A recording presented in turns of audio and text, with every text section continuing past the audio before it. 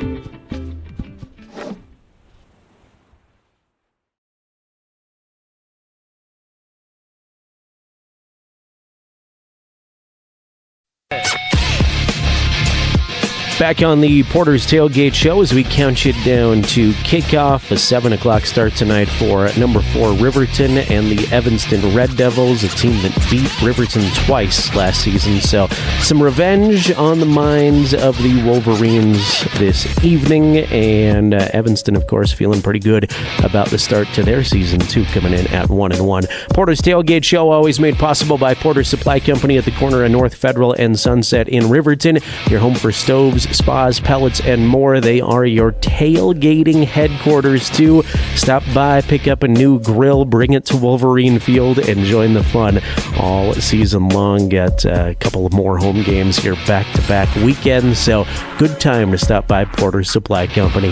Let's switch gears to your Wolverine weekend. This is a look around everything that's going on at Riverton High School. We do it every week on the Porter's Tailgate Show, and we start this week's on the volleyball court because Riverton and Lander played their annual Keeper of the Gold rivalry game, homecoming week at Riverton High School. Game in Riverton last night, and it was an all-timer. Set 1 would go Riverton 25-20. Set 2 went to Lander 25-21. Set 3 put Riverton up 2-1 by a 25-20 margin. Lander bounced back to win set 4 25-21.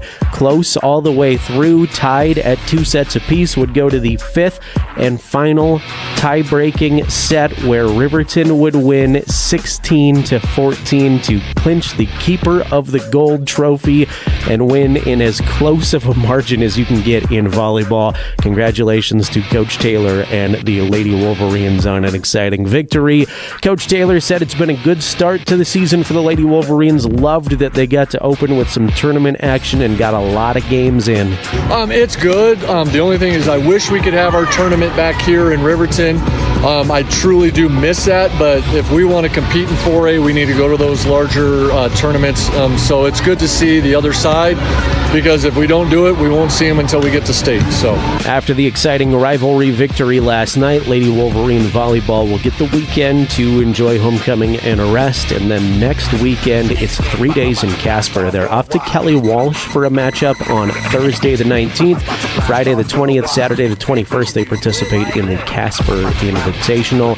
Next time the Lady Wolverines are at home is September 28th when Star Valley comes to town. Coach Gopp and the Riverton cross-country team already busy this week, too. They hosted the annual Barry Bryant Invitational in Riverton on Thursday. On the boys' side, an individual champ for the Wolverines, Davian Spoonhunter, had an impressive 17-minute, 20-second mark in the 5K. Davian takes first overall. Also finishing in the top 10, Riverton's Marshall Walton, the junior, took 10th in the individual standings. Kyler Heil took 15th overall. On the team side of things, Riverton boys were 4th overall. Worland boys won the invite. No Lady Wolverine finishers in the top 15. Worland's Avia Tapia won the girls' race in Riverton. Worland ladies took 1st overall at the Barry Bryant invite yesterday. It is always hard to believe how quickly the fall golf season seems to go by, but here we are again already into the postseason. Riverton girls and boys golfers in Casper this weekend. They competed day 1 of their conference matchups today. Those wrapped up this afternoon. They're back at it for day 2 action tomorrow. We'll have updates for you at county10.com as that comes to a conclusion. And then the kids that qualify for the state tournament will compete next weekend, the 20th and 21st state tournament this year in Afton, hosted by Star Valley High School. Riverton girls swimmers also busy on Saturday. They're off to Casper for a matchup with Natrona in the pool. Next weekend, the 20th and 21st, Riverton will host an invitational. Second-year head coach Christy Spriggs says this year is loaded with young talent, especially her 14 freshmen.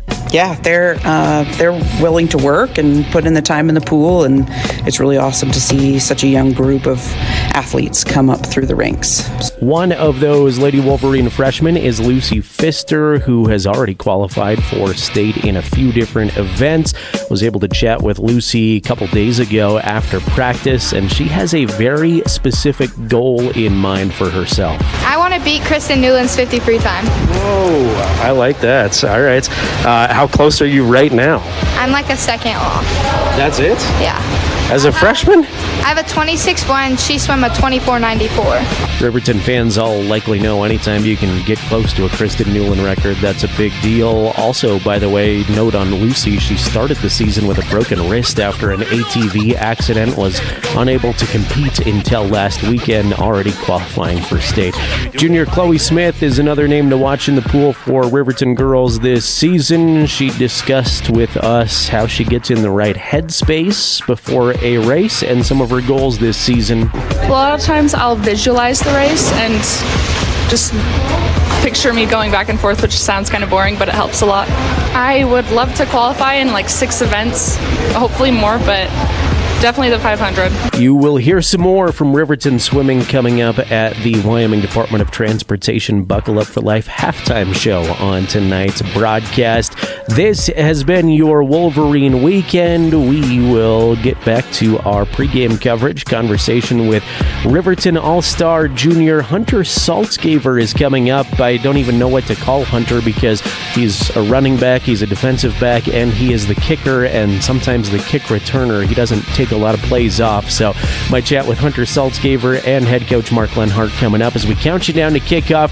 Riverton and Evanston coming up tonight in a 3A showdown for homecoming at Wolverine Field. This is the Porter's Tailgate Show on 105.1 Jack FM, streaming video on County 10's YouTube channel. Kane and Associates CPAs, we serve clients across Fremont County and beyond with top-tier accounting services. From individual taxes to business consulting, our creative and precise team offers tax management, estate planning, and more. You'll find us engaged and meticulous to ensure each client gets personalized guidance. Visit rivertoncpa.com to learn more about our services and how we can help you achieve financial success. The Tyler Watson State Farm Agency is a proud supporter of Riverton High School Wolverine athletics. We understand the importance of community, and we're excited to be a part of it. As your neighbor, we're here to help you with all your insurance needs. We offer auto, homeowners, renters, business, and life insurance. So stop in and say hi, or give us a call today. The Tyler Watson State Farm Agency will be here for you.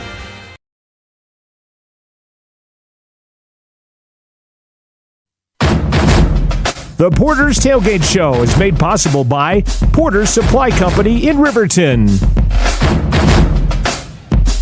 Countdown to kickoff continues from Wolverine Field on a beautiful Friday night, officially week 2 of the high school football season. Evanston and Riverton coming up here in just a few moments.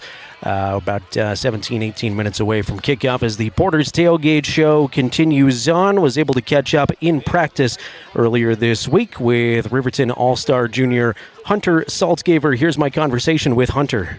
It's been a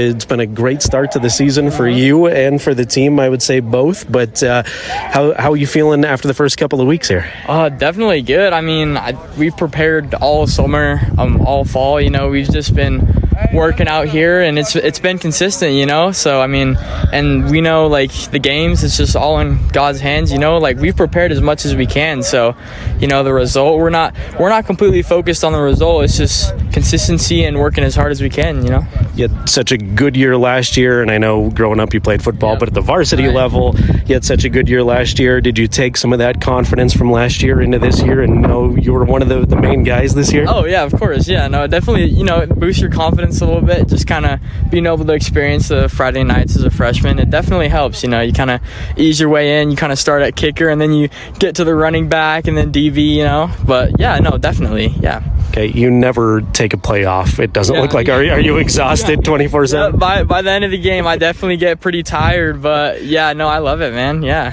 Which normally I ask which side of the ball is your favorite, and guys are offense and defense. But out of the three, which side of the ball is your favorite? Man, I like kicking, but I don't know, running back, it's just the thrill of that. Man, it's got to be offense. It's just so enjoyable running that ball. go back to the kicking thing. I heard you were active at a camp this summer. You learned you're one of the best kickers in the nation. Yeah. Give me the full rundown. What happened there? What was the camp? So basically, I just went down to Louisville to play some soccer, and I came back, got an email from this camp, and it was a charting camp to see my national rank against other people. And at first I kind of thought about it, and I was like, man, I don't know. I haven't really put a whole lot of work in the off season with this kicking stuff. Obviously I've been playing with these guys and doing running back, but yeah, no, I showed up. I prepared for the couple weeks before, just kind of focusing on my kickoff. And the first week went by, and I looked back at the website on the prokicker.com, and it was 16th. So, yeah, it was a blast. Yeah, fantastic. How much of that soccer skill and know-how translates to the football field? Is it different, or it helps some? I would imagine. 100%. My agility and cutting with the ball is just the exact same as soccer. Whenever I have a soccer ball at my feet and I have a football in my hand, it's just the cutting is the exact same. And then obviously nerves, definitely football is helping me so much with nerves in soccer, because football is kind of different, the nerves, there's definitely a lot more nerves in football. So yeah, it's helping me a lot with kind of both sports. So yeah. Awesome. Homecoming week's always a busy one, and I know go have fun, but how do you stay focused on Friday's game with all the other stuff going on? We're out here working so much that we're so focused on that, and then all of our coaches helping us stay focused, but obviously enjoy it. But I'm pretty sure a lot of us here are still very locked in on the sport, I tell you that. So got a tough Evanston team on Friday night, a team that gave you fits last year. Is there revenge in your mind at all? Oh, definitely. Watching my cousin walk off his last football game, for sure, and then watching his friends walk off, definitely. Obviously we're just focused on our result, but yeah, no, there's definitely that on our team, I promise. Final question. Hopefully everybody's coming out to the Evanston game, but as the season progresses, how can people best support the Wolverines? Is it coming out here cheering loud, or are there other ways they can support? Oh, totally. Definitely just supporting, showing up. You can obviously rep the Wolverine gear, but yeah, no, just showing up and showing up to all the games and being supportive, for sure. Yeah. All right, Hunter, it's been a lot of fun watching you, and we'll look forward to chatting again down the road, but appreciate you taking a couple minutes. Yep. Thank you, guys. Hunter Saltzgaver joining us on the Porter's Tailgate Show. If you haven't watched the Wolverines yet this season, he's number 29. He's going to be involved in virtually every single play, it feels like. So keep an eye out for that. I was chatting with Elon Olive, the great Evanston broadcaster for the My Local Radio Network, and he said, sounds like the scouting report starts with Saltzgaver, and it really does on all three phases of the football field. So my thanks to Hunter for taking a few moments to join us earlier this week. Actually, last night was able to catch up with him at Wolverine practice. Counting you down to kickoff, Evanston and Riverton coming up here in just about 10 minutes. We will share some series history coming at you, but next, Mark Lenhardt, the head coach of the Wolverines, joins us, gives us some details on how he's feeling going into this game, how the week of practice was, and a couple of health notes for the Wolverines that we'll dive into here in just about 60 seconds. This is the Porter's Tailgate Show on 105.1 Jack FM. Streaming video of tonight's contest can be found by searching County 10 on YouTube. Back in 60 with more pregame coverage.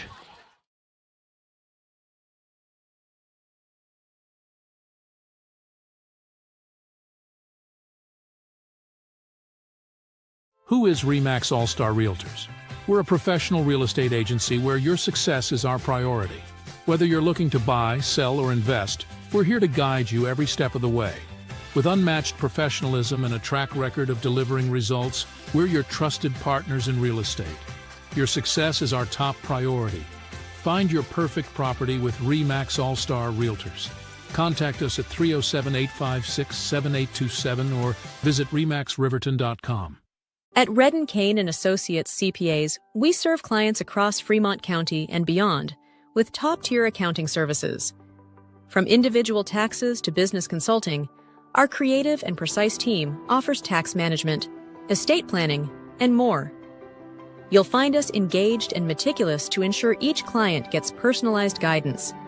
Visit rivertoncpa.com to learn more about our services and how we can help you achieve financial success.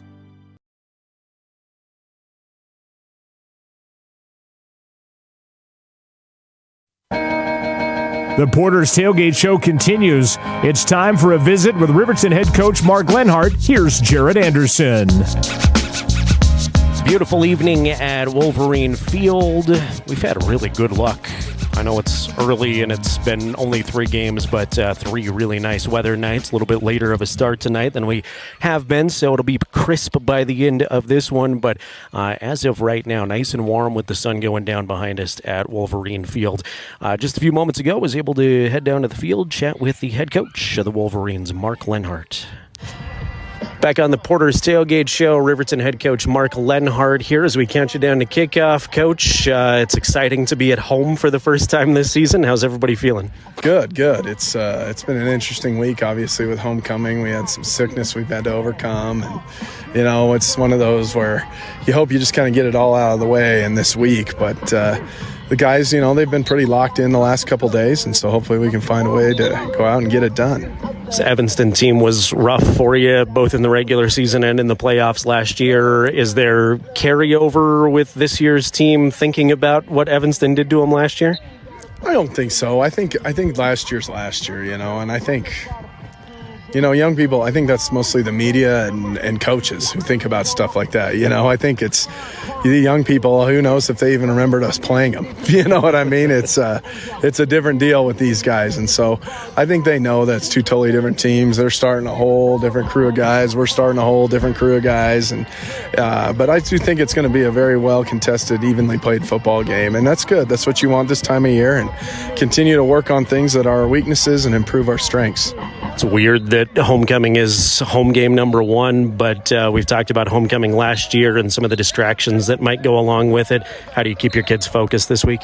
Well, I think one thing that was nice is we got a lot of the volleyball game and the burning of the R and, the parade. We moved the game time back an hour, and so we've kind of been able to have a good walkthrough today and really focus on what our jobs are and hopefully come out and play hard for our community.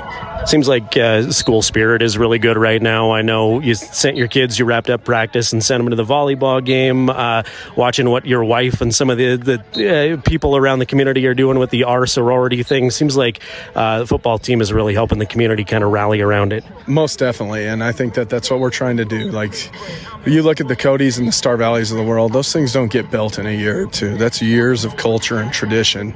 And so we're trying to bring some of those here and then continue to improve and get better. And, hopefully every year we're just a little bit better culturally, and everybody, wants their kid to be a Wolverine just a little bit more. Health, injury-wise, how's everybody feeling? Gage Streber will be out tonight. He's got strep throat, and he just couldn't. We tried to work it out, and he just couldn't do it tonight. So Peyton Larson will start in his place at free safety. Caden Arnold will start in his place at X receiver in our offense, and Landon Gold will punt. We did get Caden Liebrick back, so he'll start on both sides of the ball, so that's good. All right, Coach, best of luck as always, and appreciate you taking a couple minutes. Thanks, Jared. Appreciate it. That's Mark Lenhardt, second-year head coach of the Riverton Wolverines. As you see Riverton on your screen, if you're watching along on County 10's YouTube channel, running through the banner to the pep band and a home crowd for the first time this year, and it's going to be a fantastic homecoming crowd. Obviously, it is a little weird that homecoming is the first home game of the season, but it's still a very spirited crowd on both accounts, first game of the year and for homecoming. Also, the fact that the weather is fantastic tonight, bringing a lot of people out early here. A few Evanston folks have made the trip on the far side of the field.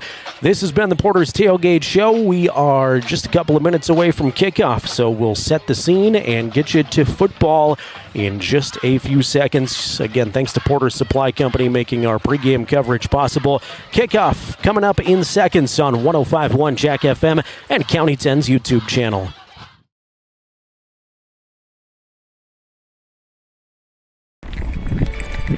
We are Maven. We focus on the fundamentals, clean, simple designs with the very best modern materials and technologies. We refuse to compromise our mountain town roots to follow the well-worn path to $1. We choose instead to make game-changing gear and use it in the places and pursuits that inspire us every day. We are Maven, a company focused on the design and creation of innovative products for and by the modern outdoorsman. Porter's Mountain View Supply, your local experts in fire and water. We got everything you need for new installs to accessories, and don't forget our great selection of stoves, grills, and spas. We've been serving Wyoming for over 40 years, so you know you can trust us for quality products and expert service. Visit portersmbs.com or stop by our Riverton or Casper locations today. Porter's Mountain View Supply, located on 750 East Sunset Drive in Riverton.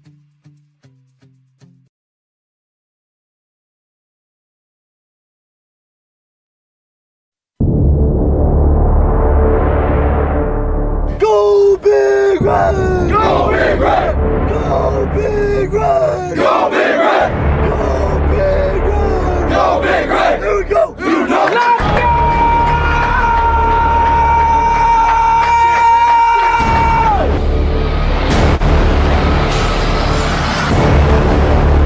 go! Wolverine football is on the air. It's time for kickoff. Kick it!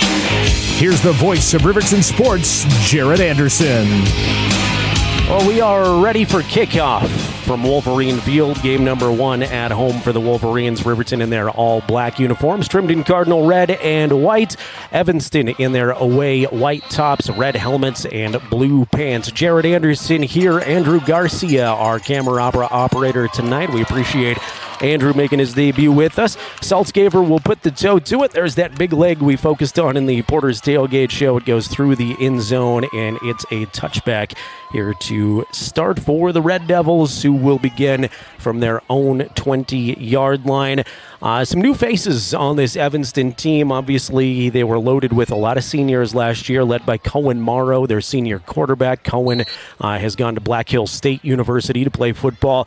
Drew and Kai Barker are also both gone. They were big weapons for Evanston, but they bring back Bronson Sims, a senior who has transitioned into the quarterback position. He's he's in shotgun here to start the ball game. They're going to give it to Braden Wallace, and Wallace has all kinds of space to the left side. Wallace breaks through the secondary, and he is gone. First play from scrimmage, flashbacks almost to the Cody game. He's going to go 80 yards to the end zone and score. An 80-yard play, first play of the ball game. Braden Wallace, nobody there for the Riverton defense. It was the opening kick against Cody. It is the first play from scrimmage against the Red Devils.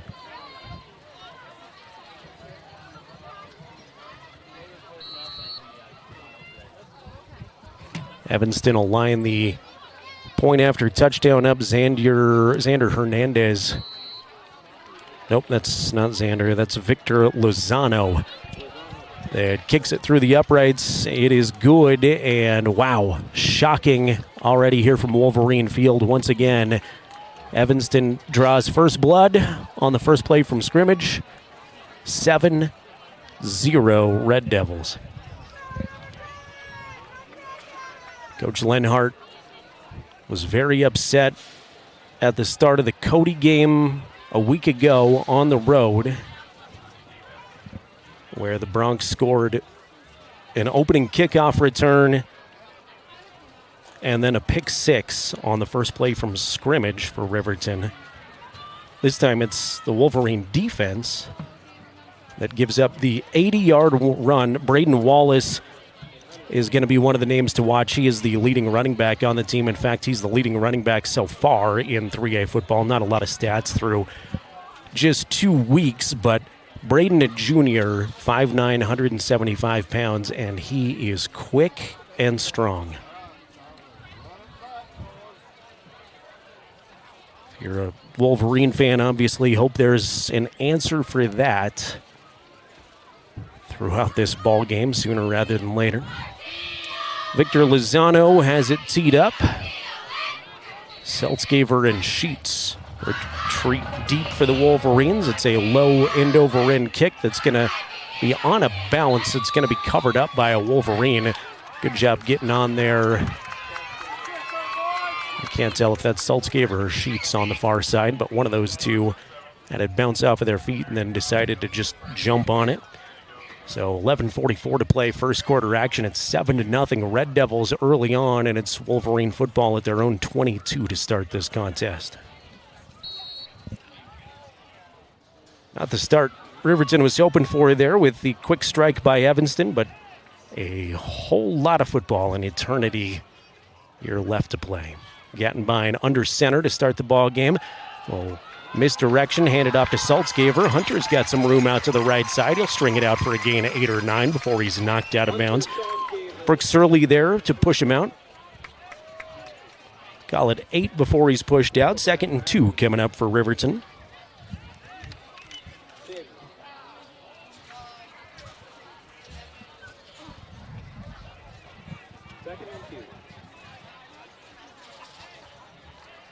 Blake snaps the huddle and will stand in the shotgun. Empty backfield this time. He'll send Saltzgaver in motion, fake it to Saltzgaver. Now he's going to run behind Yates, and he's got a lot of space. First down for Blake across the 40 out to the 45 before he's drugged down by an Evanston defensive back. That was Carter Moore who finally got him from a safety position. Well-executed play, and Gattenbein with a head of steam is tough to bring down. So 2 plays and a first down for Riverton High School.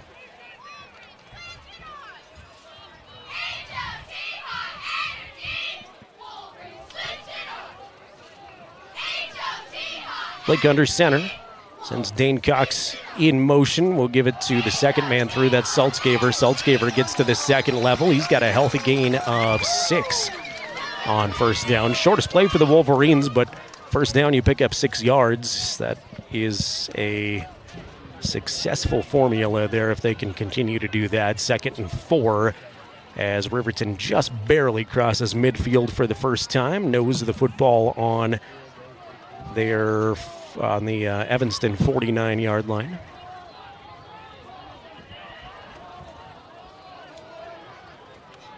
Blake in the gun, 2x2 the set.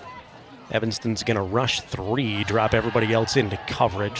Screen pass is set up, flag flies in, going to be a hold on Riverton as Yates makes the catch. First down to the 35-yard line, but unless I am just dead wrong about this, I think it's coming back.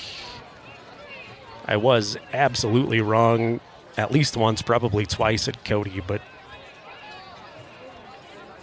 unfortunately I don't think I am about this one, which is rare. Somebody should probably tell my wife that I was right about something. Welcome everybody on our YouTube channel. If you want to use that chat box, would love to know where you're watching from this evening. Say hello, cheer on the Wolverines. You can laugh at the broadcaster too. That's always welcome.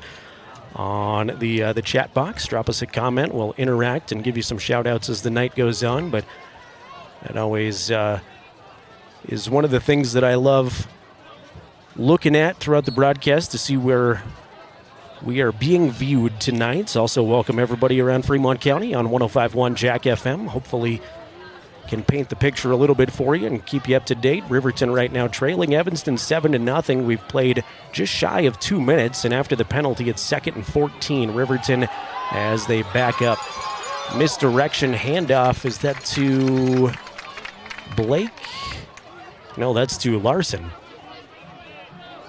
Saw the 1 in front of the jersey, and I felt like Blake was under center. Blake handed it off to Jackson Larson, who powers forward for 6 on Jackson's first carry, and it makes it 3rd down and 9. Shout out to former Wolverine Nathan Mills watching along on the chat with us. We appreciate you, Nathan. Hope you're well. Trips to the right side. Blake in the shotgun, and a timeout before this one can get underway. Coach Lenhardt saw something he didn't like, and Riverton will burn their first time out of the ball game. Couple of things to look for if you're a Fremont County sports fan, and since you're here, I assume you are, on county10.com right now. Earlier today, I know this is a Riverton broadcast, but I'm going to give a plug to a Lander Tiger because he's not a Lander Tiger anymore, but former Fremont County football player whom Riverton fans may remember, Matisse Weaver, great kicker, great multi-sport athlete from Lander Valley High School. He's now a kicker at Dartmouth College in the Ivy League in New Hampshire, and I was able to catch up with him this afternoon. We had a fantastic conversation about how he's doing, his memories of Fremont County, And we talked a lot about Ivy League sports, what it's like in the classroom at an Ivy League school, and a lot about kicking strategy. He's going to be a sophomore at Dartmouth.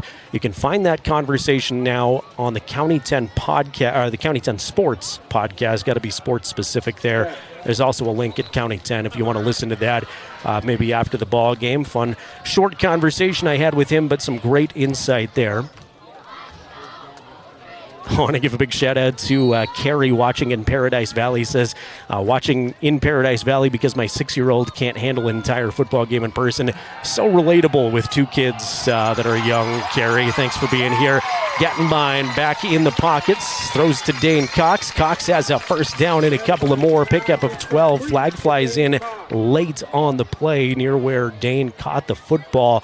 First completion from Gettenbein to Dane Cox goes for 12, and it's going to be a face mask tacked on the end of the play. So Riverton going to pick up some more after the first down.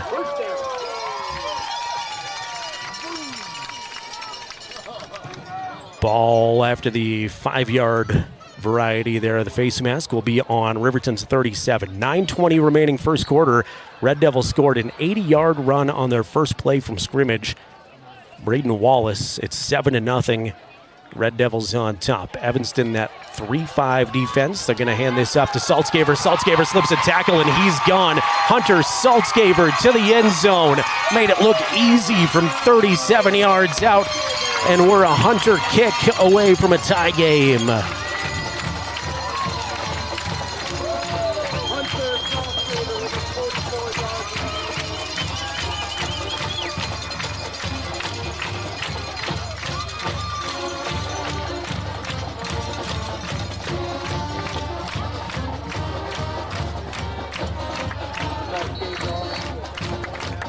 Saltzgaver's on for the PAT. One of the things to watch is Landon Gould in there as the holder. Does a great job this time. Saltzgaver boots it right through. Actually, that's Blake Gettenbein, holder. I guess Landon Gould, I had him, he'll be in as punter after Gage Treber, unfortunately dealing with strep throat, is out. So, Gage, if you're watching at home, we hope you're recovering and doing much, much better, and hope to have you back here at Wolverine Field next week. But a great job by Blake Gettenbein, who filled in as the holder there. I knew Landon was doing something. He will be punting tonight. Hopefully, if you're a Riverton fan, we don't have to see a lot of punts. So, Fremont Chevrolet scoreboard goes 7-7 now. Evanston and Riverton tied up. Both successful on their first possessions. Riverton goes 78 yards. 8 plays, throw in a penalty either direction, really. I was going to say they benefited from that face mask, and they did, but Riverton also had a hold on that drive. Saltzgaver's got it on the tee. Surly and I believe Wallace. Yep, it is Wallace back deep to receive. 9:03 to play first quarter.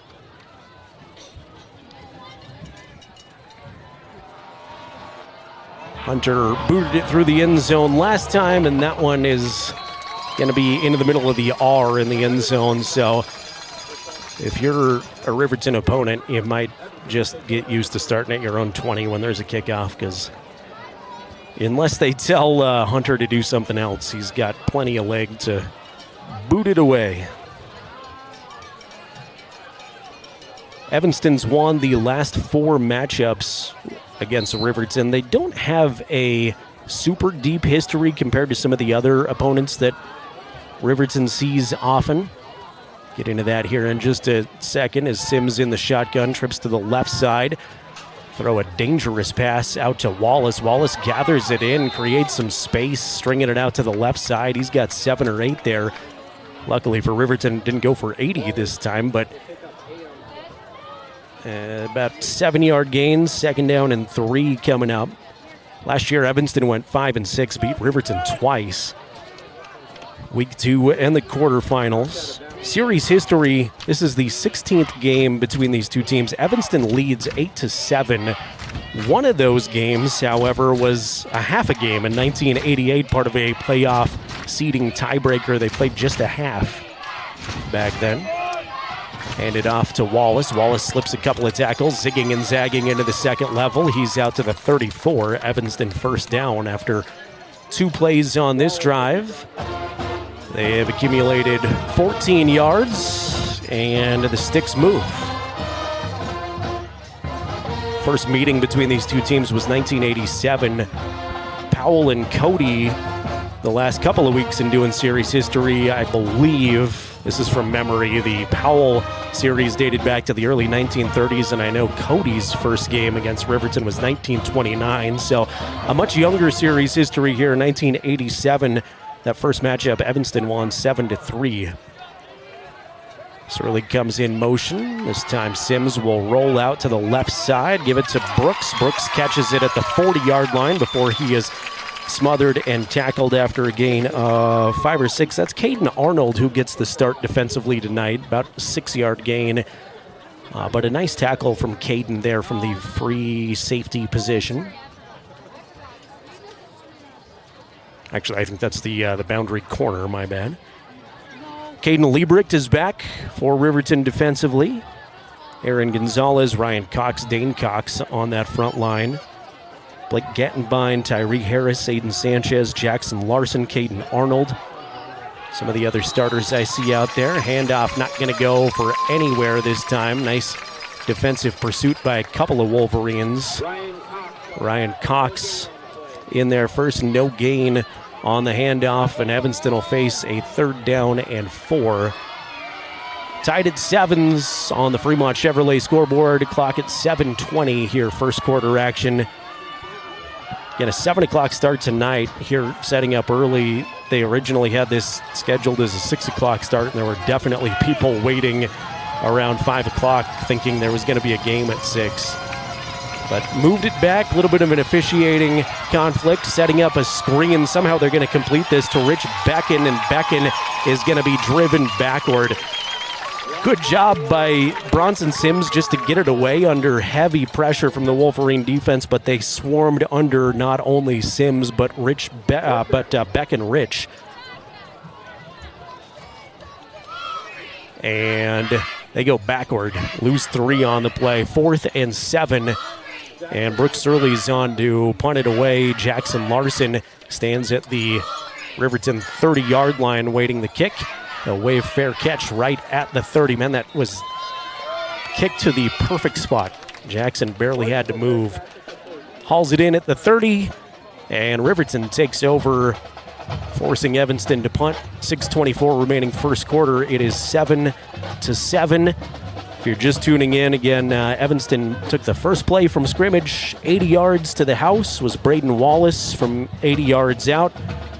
Riverton answered with a 78-yard, 8-play drive that was capped off by a 37-yard Hunter Saltzgaver run to the house. And we're at 7s apiece. Oh, this is going to be a fun shout-out on the YouTube chat here in just a moment as they'll dump it off in the flat to Saltzgaver. Not much room. Did a good job fighting back to the original line of scrimmage, but not much more for Hunter. How about this? We are broadcasting on the northern shores of Iceland. I love that. That's a new one for me. Say hello to Kevin watching. Say a nice answer from Riverton to score. Watching from Iceland. That's on my bucket list someday, so hope you're having a great time, Kevin. Thanks for checking out the broadcast and cheering on the Wolverines. 2 in the backfield with Gattenbein. Blake's going to be on a designed run off right tackle this time. Stretches it out further to the right side. He's got a pickup of 8, and he'll make a 3rd down a lot more manageable. It's 3rd and 2 coming up here for Riverton. We saw in the Cody game, one of the silver linings that I took away and thought of quite a bit about this team on the drive home was how many times Blake lined up and just quarterback sneaked it and got 3 or 4 easily each time on 3rd and shorts and a 4th and short. And when you put him in motion with a couple of blockers like that too, when you need yardage, so far this year, Riverton's been able to find it. Let's see if they can convert a 3rd and 2 here. They're going to pitch it to Saltzgaver. Hunter trying to pick a lane, and a great job corralling him in the backfield. Carter Moore wrapped him up strong, drove him to the turf, and it's going to be no gain. So Riverton at their own 38 with a 4th and 2. I don't think this point in the first quarter is where you see a big gamble pretty deep in your own territory, and they send out the punting unit.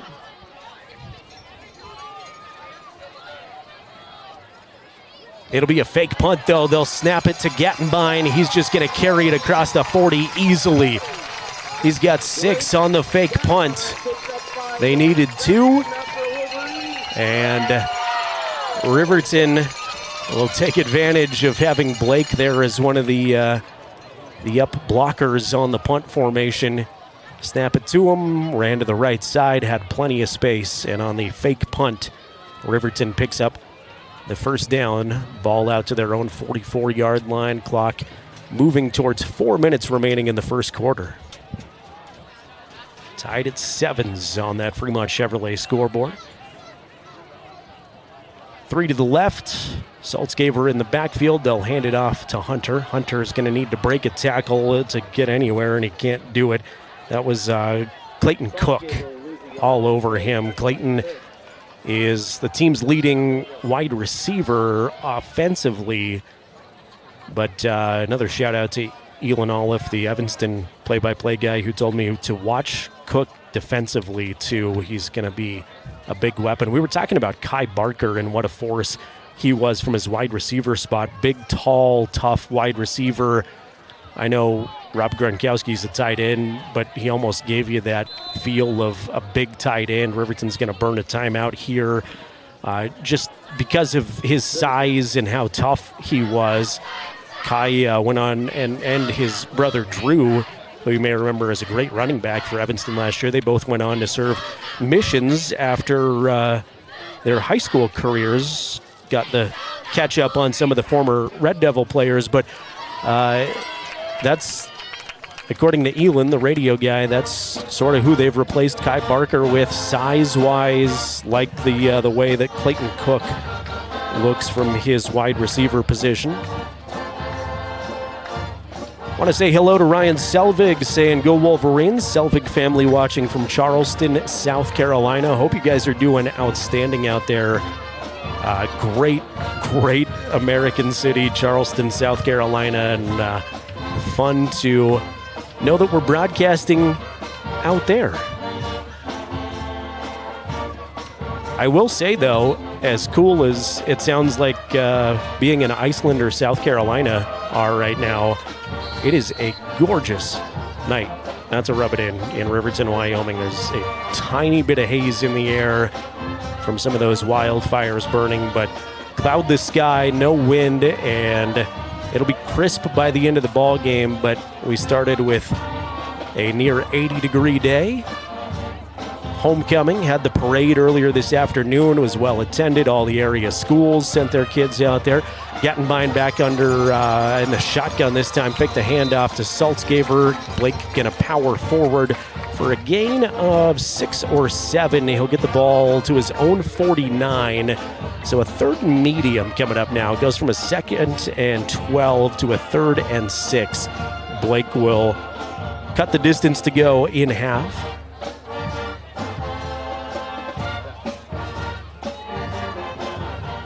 See what Coach Lenhardt and the Wolverine offense draws up here on a 3rd and 6 at midfield. Trips to the right.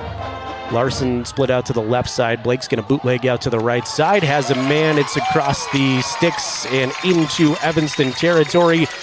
Trying to pick up who that was on the far side. These jerseys are always tough for me to spot. I think that's Dane Cox. Nope, it is not Dane Cox. That's Clay Sheets over there, number 2, not number 3. Clay Sheets able to pick up the first down. He's got a gain of 8, maybe 9 yards. And big Wolverine pickup there. Gattenbein really settling into this Riverton offense. Makes a nice play. Getting Clay Sheets into the ball game here in the first quarter, too. Ball at the Evanston 40. Blake in the gun, empty backfield under a lot of pressure, sets up the screen to Yates. Paxton's got some room, first down inside the 30, finally tackled by safety Carter Moore, who's made a lot of tackles up from his safety spot after a pickup of 13. Yates on the screen play, really well executed by those Wolverine offensive linemen, by Gattenbein and by Paxton Yates. Riverton offensive line tonight, by the way, Caden Liebrecht Jr. is back. Senior Ryan Cox, Daniel Clausen, a junior, is under center. Aiden Sanchez Jr. at right guard. Tyree Harris Aragon, a senior at right tackle.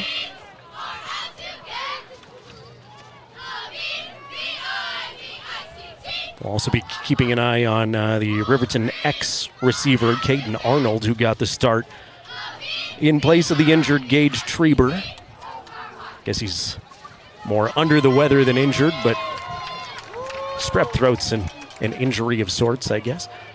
Blake will hand off to Larson. Larson's got a little bit of room initially and is rode to the turf after a pickup of 3. Jackson, give him 4 maybe. Second down and a long 6, we'll call it.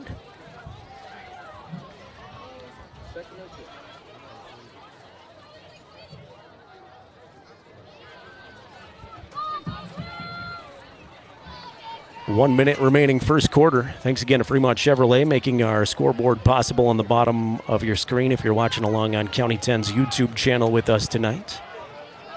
Powerhouse backfield for Riverton, and Blake fakes the pitch. We'll hand it off to Sheets in motion the other direction. Some misdirection and maybe tripped a little bit up. It looked like it was sort of slow developing there, that handoff. He's still going to fall forward for a pickup of 1 or 2. We'll see a 3rd and 5 for Riverton. See if they run the play inside of 30 seconds to go here first quarter. Ball is resting at the 21-yard line. Riverton going to snap the huddle, and they will head up there inside of 10 seconds now. Blake under center, 2 in the backfield. Will run the play, fake the handoff, looking towards the end zone. Is that Yates out there? It was swatted away by Bronson Sims. I forgot how difficult it is to spot these numbers on the black-on-black uniforms. I had that problem last year, too. That was Paxton Yates. I got to wait for him to come over on this side of the field because I'm old and I can't see as well as I used to. Saltzgiver's going to come on with 1 second remaining in the quarter. 4th and 4 now, and they're going to put this football down at the 28. This is an attempt of 38 yards, hash mark near the left for Hunter. 38-yard kick is up. It looks good with plenty of room. It is good. What a weapon to have for Riverton as Hunter Saltzgiver now with a touchdown and a field goal. So Riverton will take the lead into the second quarter at 10-7 on the Hunter Saltzgiver field goal. We're back in 60 seconds with the second quarter on 105.1 Jack FM and County10.com.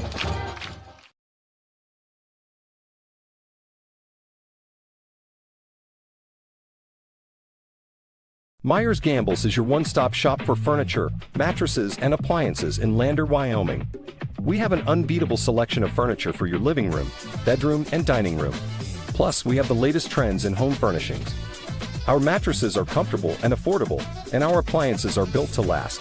Whether you're looking for a new TV, sofa, or refrigerator, we have the perfect finish, style, and function for your home. Visit us at 420 Main Street in Lander, or check out our website, landergambles.com. Today. Welcome to Haskell Furniture and Flooring, now open in Riverton. Discover a huge variety of top brands like Ashley, Tempur-Pedic, Serta, Lazy Boy, and more. Our showroom is filled with stylish and comfortable furniture for every room. Come visit us at 2210 North Federal and transform your home today. Explore the exceptional quality and unbeatable prices we offer. Visit HaskellFurnitureandFlooring.com to learn more and start living in style.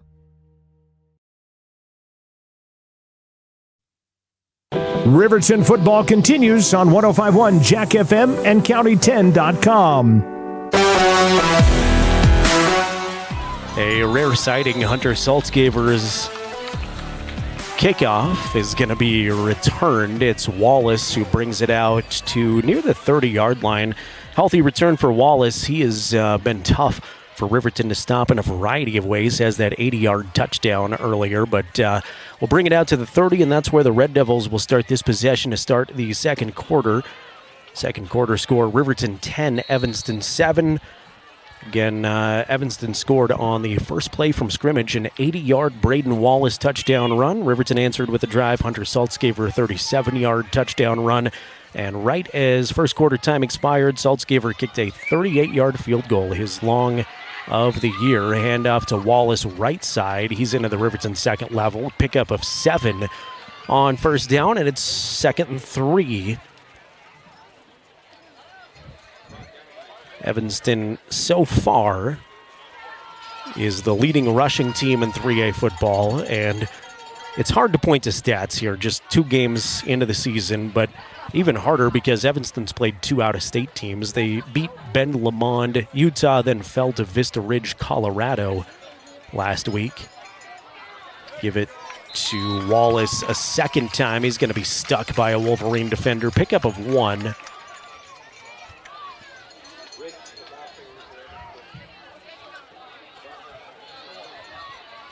Tyree Harris was in on the stop, and probably a couple other Wolverines that I missed up here. So 3rd and short, 3rd and 2 facing the Red Devils as Riverton fans start to make some noise, bring the cowbells to life here at Wolverine Field for the first time this year. 4-man front for Riverton. They'll give it to Wallace. Wallace shakes off a tackle. He's got a first down and a couple more. It was well executed from his spot by Daniel Clausen to make the tackle, but still after he met the line to gain. And first down for EHS. 10-7 Wolverines advantage. We've played about a minute and a half of the second quarter. Sims in the shotgun this time. 2 receivers stretched out to the right side. 2 tight ends, 1 running back for Bronson. Give it to Wallace, who is met behind the line of scrimmage and driven backwards. Caden Liebrecht, welcome back. Caden, one of the fun Wolverines to watch last year as a sophomore, and he's been out injured. Fun to see Caden back out there. He'll lose to 2nd and 12.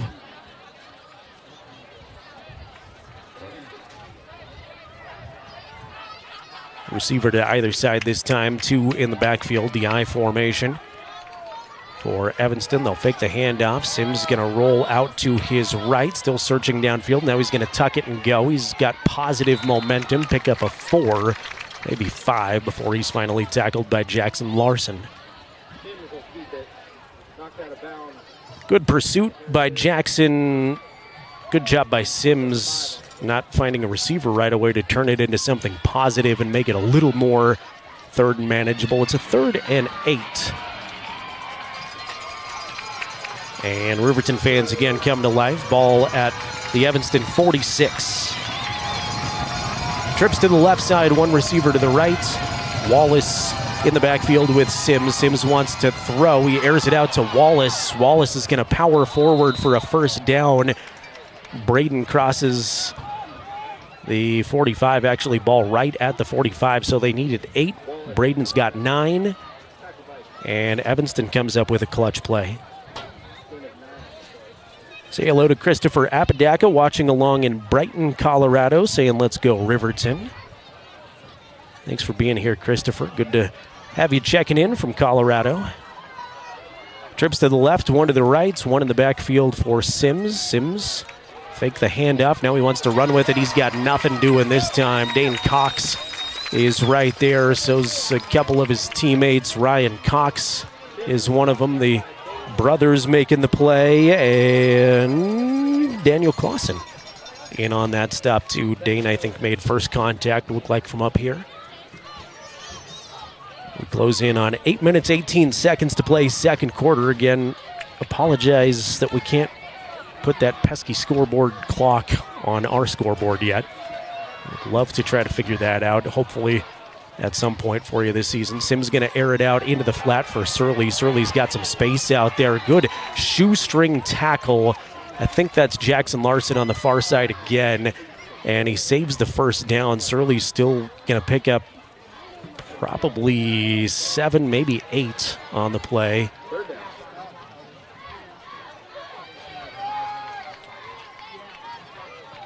That may have been Blake Gattenbein that made that play. My old eyes and these black-on-black numbers are hard to read. 3rd and 2.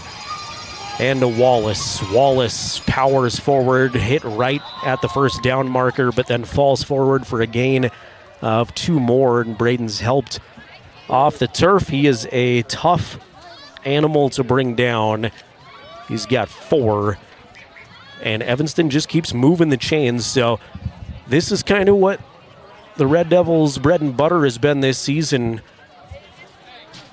Small gains. The 80-yard play was not very indicative of how their first 2 games have gone, but picking up 5, 6, 7-yard chunks at a time.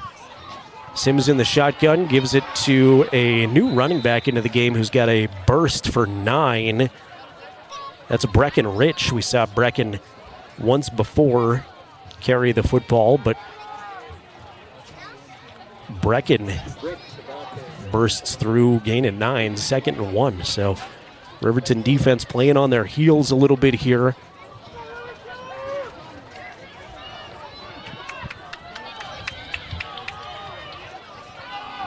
Sims in the gun, 2x2 the set. Wallace in the backfield with him this time. Rich will air it out to Clayton Cook. That's his favorite receiver, and he's on an out route. Going to pick up the first down into the red zone, knocked out at the 18-yard line, gain of 5 or 6.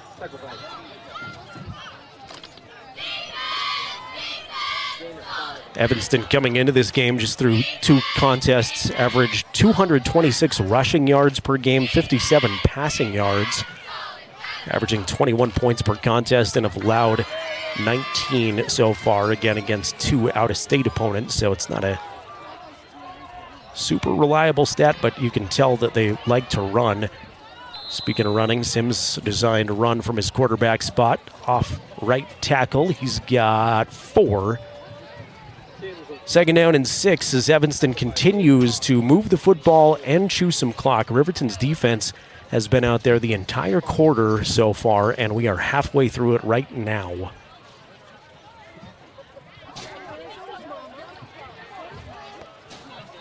Started from their own 30.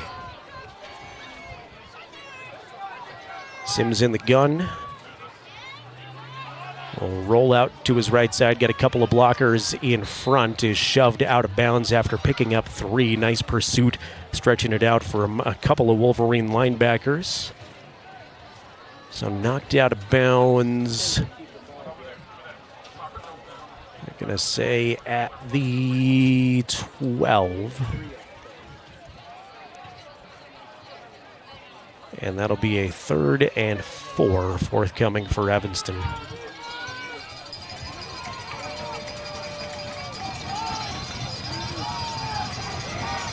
Brecken in the backfield along with Wallace. Riverton loading up in the box. They'll give it to Wallace. Wallace is met by Liebricht, and he's not going to go anywhere.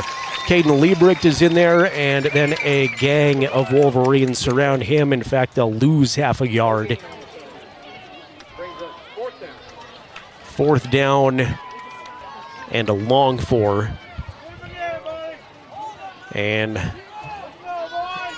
think Victor Lozano is on for a field goal attempt. They're definitely changing personnel, and out comes Kason Brady, the holder. Now Evanston needs a timeout. They were a little disorganized trying to rush the field goal unit out there, it looked like. So Red Devil timeout. Thanks again to our YouTube audience. We appreciate you weighing in. All the comments so far. We'll continue to check on that and give you some shout outs through the evening. Sun going down at Riverton High School.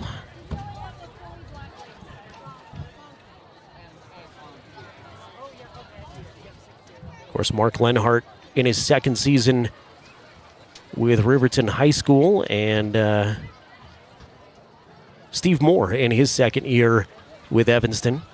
Steve went 5-6 last year, took his team to the semifinals. They lost to Cody after they beat Riverton. He replaces Jim Burton, who Fremont County fans know is the new Lander head coach. Jim in his second season with Lander, and then before Jim, it was Pat Fackrell for a long time, head coach of the Red Devils for 9 seasons. And if you go down to Evanston High School, a lot of buildings named after the Fackrell family. 5:04 remaining second quarter. Riverton's on top of Evanston 10-7, but Evanston is going to try to change that. Looks like they've changed their mind too. They were going to line up for a field goal attempt.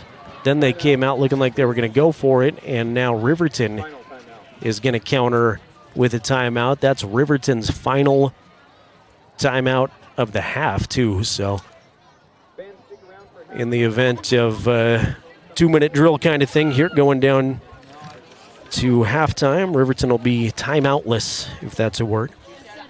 Want to thank our friends at Bailey Tire and Auto Service, proud to support local athletes. They've got full-service tire and auto shops at 755 South Federal in Riverton, 1305 West Main in Lander. And a big thank you to Myers Gambles on Main Street in Lander, excited to cheer for our student athletes. Gambles has winning deals, and remember, delivery is free 30 miles from the store, so that includes right here in Riverton. Turn around, shop in town at Gambles. Coming up at halftime, the Buckle Up for Life Wyoming halftime show, we're going to hear from a couple of Lady Wolverine swimmers.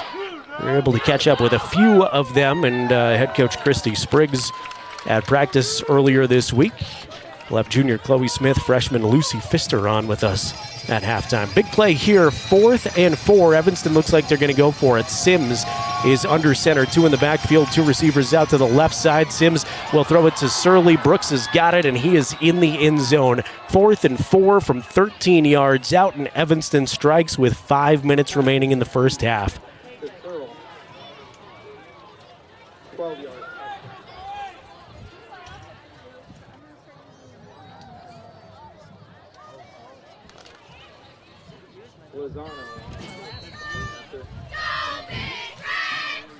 So Brooks Searle has the touchdown, and Victor Lozano is on for the extra point that is blocked. That Dane Cox that got a hand on it, looked like it from here. Tough to tell. I'll try to check on that officially for you, but Dane was there getting some praise, and then the other Wolverine that's coming off the field is Clay Sheets that's getting a lot of pats on the helmet, so maybe that was Clay. Either way, good result there for Riverton. Unfortunately, the play before that for Riverton was a 4th down conversion for a touchdown, so that puts Evanston on top of the Fremont Chevrolet scoreboard 13-10. 5 minutes remaining in the second quarter.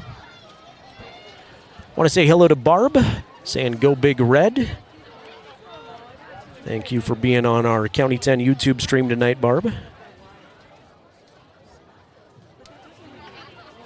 We'll try to update you on some other scores going on around Wyoming High School football. We'll get you some Fremont County games of interest and some 3A scores here on this next drive as they start coming into me. I guess that's the advantage of a 7 o'clock kickoff, is you get to see most of these games go final. Third quarter with Cody and Douglas. I was interested in this one because Douglas is number 3 in the WyoPreps.com rankings this week. Lozano will put the toe to it. This is a wobbler that travels out of bounds at the 20-yard line, and flag flies. Riverton will start in good field position. So the kickoff out of bounds gives it to Riverton at the 35.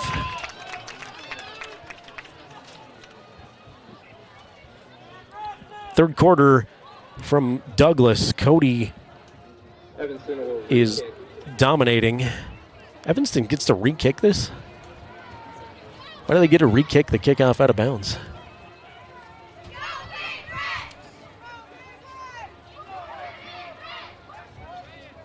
I must have missed something. Hopefully you watching at home are all over it, because I am definitely not. If you saw something that I missed, feel free to drop it into the chat box there, and I'll correct myself. But they're going to re-kick this. Kickoff went out of bounds. Flag flew. They said kickoff out of bounds. It's on a bounce again, fielded by a Riverton upman. Riverton's going to be in better position this time anyway. That's Hunter Riemann, who does a great job of handling it. He picks up 5 more, and he's out to the 40-yard line. So whatever happened there, I don't know if there was a penalty on Riverton or something that caused them to re-kick. But whatever happened benefited Riverton by 5 yards, and a nice job by Hunter Riemann. 4:56 remaining second quarter. Evanston on top of Riverton, 13-10 on the Fremont Chevrolet scoreboard. Wolverines will have it from their own 40. So Cody on top of Douglas, 35-0 in the third quarter. Also third quarter score from Powell, number 5 Powell on top of Lander, 22-8. Third quarter Buffalo leads Jackson 13-7 in kind of a slugfest. First quarter, this was also a 7 o'clock start. Green River on top of Rollins, 7-0 right now. Blake's all alone in the backfield, setting up a screen. Will air it out to Yates again. Paxton's got a pickup of 5, so Evanston did a much better job of recognizing the screen that time, as opposed to Yates' 14-yard pickup a few moments ago. But gain of 5 on first down. Nothing to sneeze at.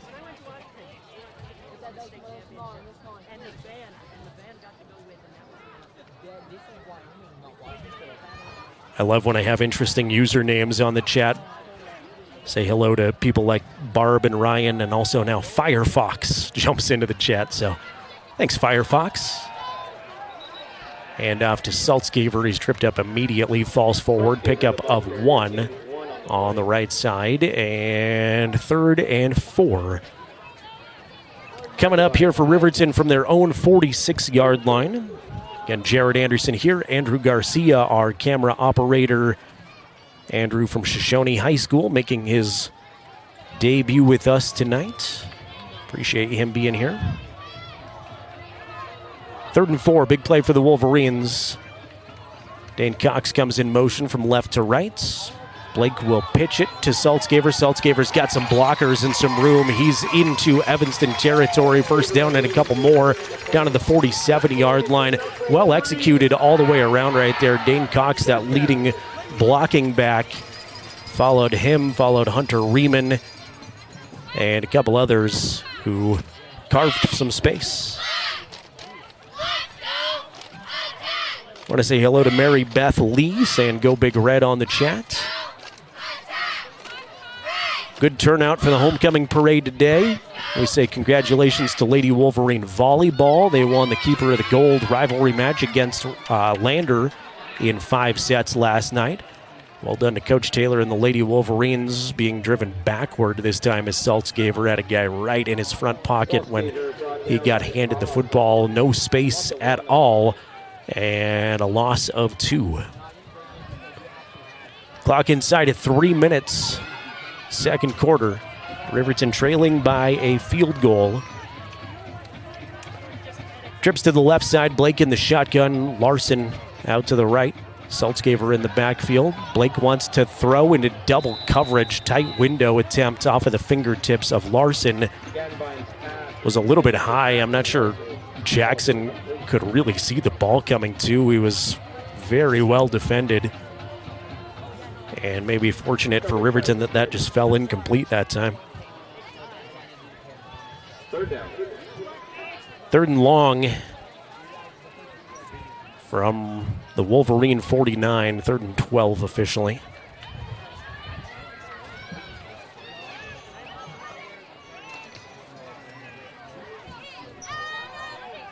Blake's in the gun. Bunch formation of receivers to the left side. Blake's got some time to throw, gives it to Saltzgaver. Hunter's got a pickup of 6, maybe 5 before he's quickly brought down by Caden Marler. And with a play like that, it looks like Riverton wants to go on 4th down, and that's what they're showing here with no timeouts. You'd probably assume they're going to snap this. Trips to the left side, Larson to the right, hurry up by Riverton. Now they're going to slow things down, look over at the coach for the official play call. Almost had an Evanston linebacker that was up into the play jump. Plenty of time on the play clock here to sort out a 4th and 6. And now an Evanston player does jump into the neutral zone, but jumps right back. Crowd wanted the encroachment, but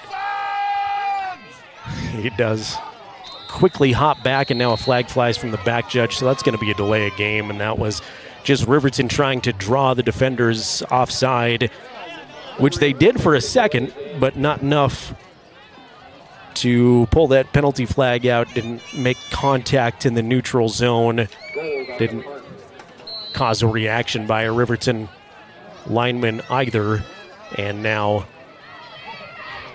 Landon Gould and the Riverton punt team are on.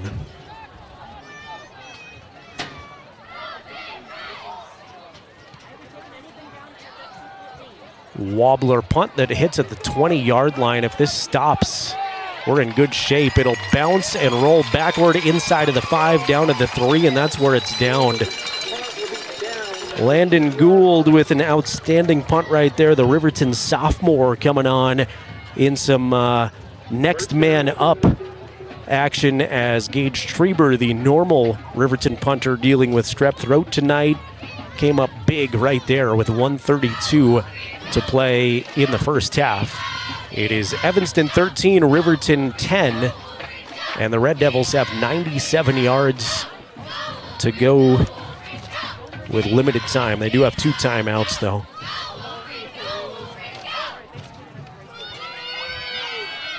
Sims will start under center. They'll give it to Wallace. Wallace will bounce it off the right tackle. He's got some space out over the 10-yard line. Late flag flies in. Jackson Larson makes the tackle after a pickup of 7. But we'll check the flag. Got home football action the next 2 Fridays for Riverton fans. Green River will be the opponent next Friday night. That's going to go against Evanston.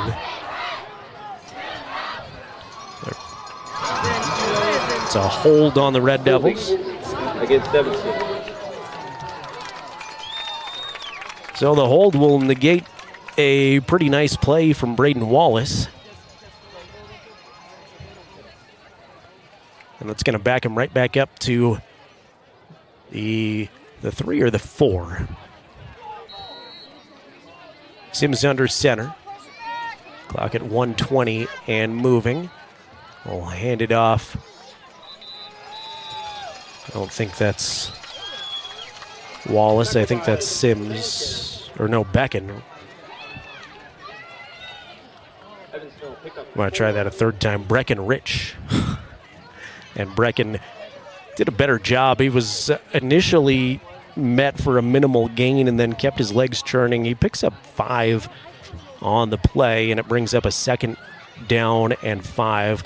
Clock at 50 seconds, and it looks like Evanston at this point is fairly content with letting some of this time disappear, and we may just get a kneel down here. Evanston got pinned deep on that Landon Gould outstanding punt at the 3-yard line. Evanston's just watching the clock, and now they're going to take a timeout as Coach Moore asks for his 2nd timeout. So 13-10, Red Devils on top as we are just a few seconds away from halftime. And again, coming up at the half, we'll hear from a couple of Lady Wolverine swimmers. RHS Girls Swimming is off to Natrona tomorrow. They will host an invitational at the Riverton Aquatic Center next week, next Friday and Saturday. Got 2 days of swimming. Some interesting storylines to watch out for, and we'll let you hear from a couple of those Lady Wolverines that are off to great starts this season coming up. Next week, the plan, tentatively, is to have some Riverton cross-country kids on the broadcast at halftime. Would love to connect with Davian Spoonhunter, who just won the Barry Bryant Invitational. Congratulations to Davian. 2nd down and 4 from the Evanston 10-yard line with 29 seconds remaining in the half. Evanston looks like they're not going to kneel down. 2 in the backfield, receiver to either side. They will pitch it to Wallace. Braden will fight off a couple of tackles, pick up a first down, gain of 5. Clock never moved, but it'll start once they start the chains. I'm a little surprised that they're running these plays very slowly, risking a turnover if they're just trying to let the clock expire, especially a pitch play. It did work out for a first down. 15 seconds now remaining.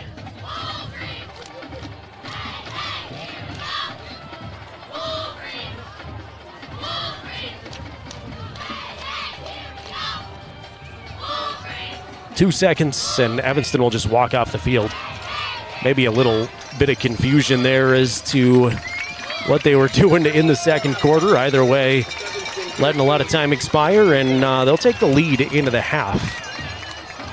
So at the intermission, it's Red Devils 13, Riverton 10. We'll take a quick timeout. When we come back, we'll recap some of the first half scoring, and we'll get into those interviews with the Riverton girls swim team. Again, we are at halftime from Wolverine Field.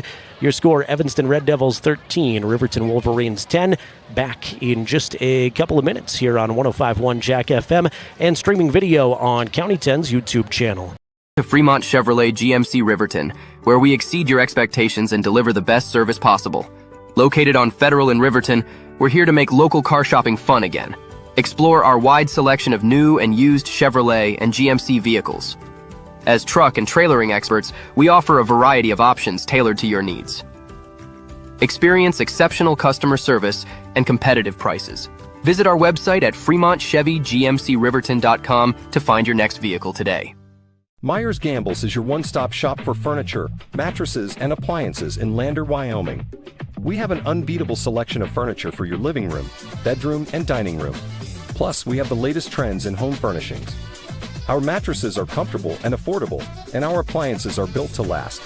Whether you're looking for a new TV, sofa, or refrigerator, we have the perfect finish, style, and function for your home. Visit us at 420 Main Street in Lander, or check out our website, landergambles.com. Today. Porter's Mountain View Supply, your local experts in fire and water. We've got everything you need for new installs to accessories, and don't forget our great selection of stoves, grills, and spas. We've been serving Wyoming for over 40 years, so you know you can trust us for quality products and expert service. Visit portersmbs.com or stop by our Riverton or Casper locations today. Porter's Mountain View Supply, located on 750 East Sunset Drive in Riverton.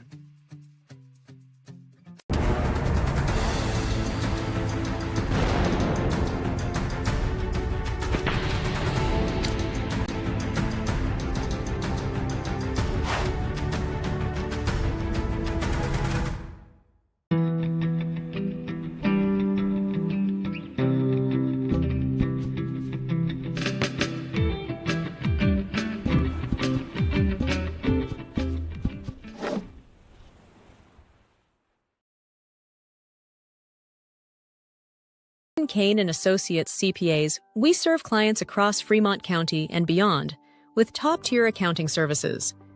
From individual taxes to business consulting, our creative and precise team offers tax management, estate planning, and more. You'll find us engaged and meticulous to ensure each client gets personalized guidance. Visit rivertoncpa.com to learn more about our services and how we can help you achieve financial success. The Tyler Watson State Farm Agency is a proud supporter of Riverton High School Wolverine athletics. We understand the importance of community, and we're excited to be a part of it. As your neighbor, we're here to help you with all your insurance needs. We offer auto, homeowners, renters, business, and life insurance.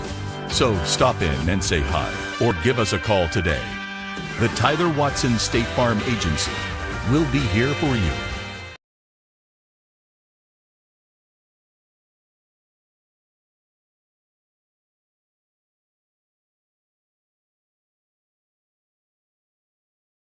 Halftime coverage is made possible by the Wyoming Department of Transportation, reminding you to buckle up every trip, every time. Welcome me back to Wolverine Field. It's an extended halftime here because of the homecoming festivities, royalty being introduced to the crowd right now. And we mentioned the parade and all the festivities this week. Congrats to Riverton Volleyball knocking off Lander yesterday. Congrats to Davian Spoonhunter, the Barry Bryant individual champion for Riverton Cross Country. Got girls swimmers off to the pool at Natrona tomorrow. And hard to believe, but it is postseason golf time. We've got Riverton boys and girls golfers in Casper at Kelly Walsh for the conference meets. Day 1 wrapped up today. Day 2's coming up tomorrow. So good luck to all of the Wolverines and Lady Wolverines coming up here. All right, at halftime, it is Evanston 13, Riverton 10 on the Fremont Chevrolet scoreboard. How we got here, first quarter saw a flurry of points right off the bat at the 11:48 mark. One play from scrimmage was Braden Wallace, 80 yards to the end zone, and first play lit the scoreboard up for the Red Devils. They led 7-0. At that point, Riverton answered with an 82-yard drive, capped off by a 37-yard touchdown run from Hunter Saltzgaver to tie it up 7-7. With 1 second remaining in the first quarter as time expired and took us into the second quarter, was Saltzgaver with a 38-yard field goal. In the second half, at the 5-minute mark, Brooks Searle picked up a touchdown for Evanston that saw the extra point blocked. I think it was Dane Cox that got a hand on it. Could have been Clay Sheets in the mix too. We'll give them both credit. Good job all around on the blocked kick for Riverton, but that makes the score 13-10 here at the intermission. Coming up in just a couple of minutes, we will have 2 Riverton girls swimmers joining us. They mentioned they're off to Natrona. I was able to catch up with Coach Spriggs and a few of the Lady Wolverine swim team at practice earlier this week. You can listen to all of those interviews on the County 10 Sports Podcast, but I'm going to play you back some comments from junior Chloe Smith and freshman Lucy Pfister about their season so far. That is coming up in 60 seconds. This is the Buckle Up for Life Wyoming halftime show made possible by the Wyoming Department of Transportation. They remind you to wear your seatbelt every trip, every time, no matter how far or short your drive in Wyoming is. The message is simple. Seatbelts save lives. Buckle up for Life Wyoming. Girls swimmers coming up in 60 seconds here on the Buckle Up for Life Wyoming halftime show. Evanston on top of Riverton at the break, 13-10. Back in a minute on 105.1 Jack FM and County 10's YouTube channel. We are Maven. We focus on the fundamentals, clean, simple designs with the very best modern materials and technologies. We refuse to compromise our mountain town roots to follow the well-worn path to $1. We choose instead to make game-changing gear and use it in the places and pursuits that inspire us every day. We are Maven, a company focused on the design and creation of innovative products for and by the modern outdoorsman. Porter's Mountain View Supply, your local experts in fire and water. We've got everything you need for new installs to accessories, and don't forget our great selection of stoves, grills, and spas. We've been serving Wyoming for over 40 years, so you know you can trust us for quality products and expert service. Visit portersmvs.com or stop by our Riverton or Casper locations today. Porter's Mountain View Supply, located on 750 East Sunset Drive in Riverton.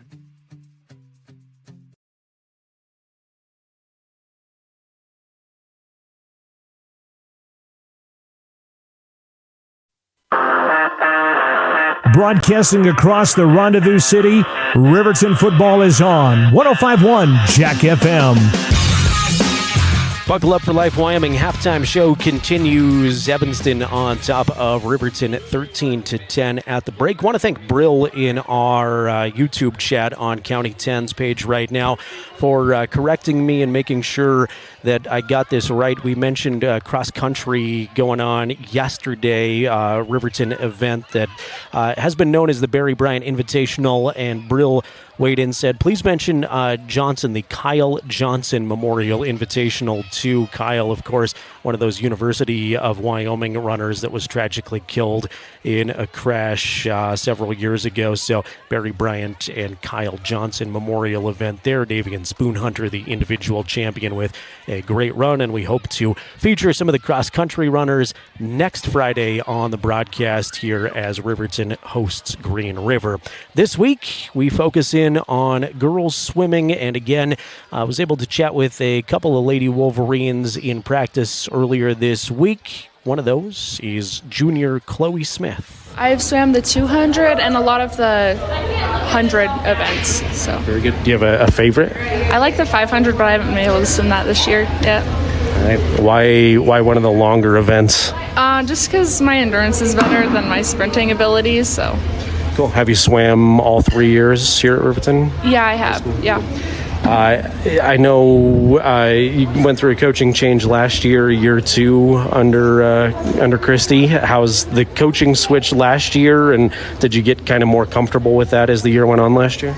Yeah, I did. I think Christy's improved a lot and just gotten used to how things work, and it's been a lot better this year. First couple of meets of the season already done. How'd you come away feeling after the first two?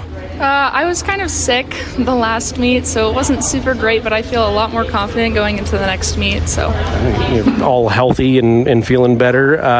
How do you combat that in the pool? Were you able to swim at all while you were sick? yeah, I just took lots of vitamins and drank lots of water. So does not seem like the best sport to do while you're sick. What do you have any sort of pre-meet rituals? How do you get in the right headspace for when you're about to jump in the water? a lot of times I'll visualize the race and just picture me going back and forth, which sounds kind of boring, but it helps a lot. Definitely. What kind of training do you do throughout the off season? Is there anything, or do you just focus on swim time here in the fall? Right after swim season, I do club season, and then during the summer, I go to the gym. Very good. What are your individual goals this season? Do you have anything that you'd like to accomplish by the time we get to state? A lot of times I'll visualize the race and just picture me going back and forth, which sounds kind of boring, but it helps a lot. Definitely. I would love to qualify in 6 events, hopefully more, but definitely the 500. So. You play any other sports? I do not. All right. I think that's it. I can't think of any more questions. I appreciate your time. Best of luck as the season goes on. Thank you. And finally, last but not least, was able to catch up with a freshman for the Lady Wolverines, Lucy Pfister. Lucy is part of a large and very talented freshman class of girl swimmers at Riverton High School. 14 on the roster are freshmen, so primarily the varsity team has freshmen on it. Here's my conversation with Lucy. I've done the 500, the 200 IM, the 100 back, and I don't remember. Okay. Out of those ones, which one's your favorite? The 500. Okay. Why do you like the 500? Because I'm a long distance swimmer, so I swim club too. I've been swimming since I was 6. So I'm good at long distance. That's crazy. So you've had goals to be an RHS swimmer for quite a long time, probably, if you've been in the pool since you were 6. What drew you to swimming so early? Well, one day all my sisters were at sports and my mom asked me, what do you want to do? I was like, I want to go swimming because I wanted to go swimming that day. So she put me in swimming. Now we're here. You're just naturally attracted to being in the pool, in the water? Yeah. So just a freshman. I know you get a lot of freshmen that are out here and only a few upperclassmen, but so far, how's the gelling process gone? How have you gotten along as a freshman with the juniors and seniors? It's been good. None of them have been mean or anything. So, yeah. Very good. First couple of meets of the season are already done. How'd you walk away feeling after Lander and Green River? I could only go to Green River because I had a cast on for Lander because I broke my wrist. But they were good. I qualified in all the events I swam. Awesome. How'd you break your wrist? I rolled a 4-wheeler with her on it. Oh, no. You're recovering okay, though? Yeah. And how is it to swim with a broken wrist? You're healed enough that you're able to do it okay? Yeah, my doctor said that I can compete after my last doctor's appointment. It was last Thursday, and he took the cast off and gave me a brace. Okay. So Natrona this weekend, are you participating on Saturday? And if so, what are your goals there? Yeah, I'm participating. My doctor said that I can compete after my last doctor's appointment. It was last Thursday, and he took the cast off and gave me a brace. Okay. I want to qualify. I'm swimming the 100 and the 200. I want to qualify in both of them. Riverton invite after that. I'm sure you're focused on going to Casper, but how much would it mean if the stands are packed full of people cheering you on for that Riverton invite?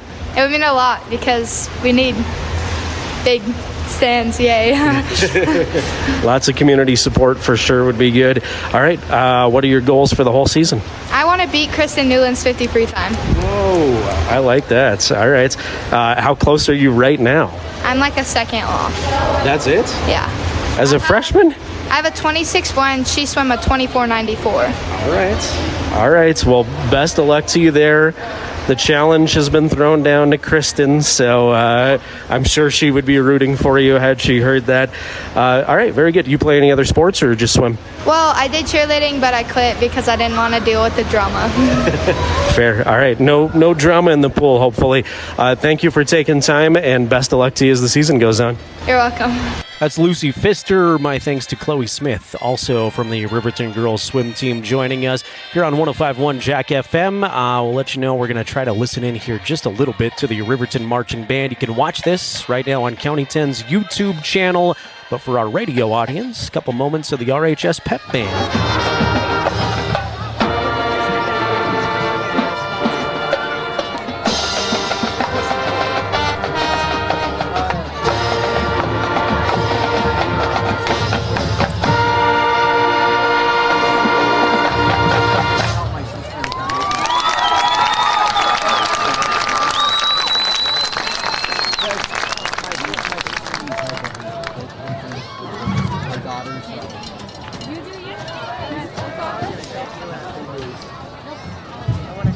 Again, it is the Buckle Up for Life Wyoming halftime show. Evanston on top of Riverton 13-10 at the intermission as we listen just a few more seconds to the RHS Pep Band under the direction of Andy Peaks.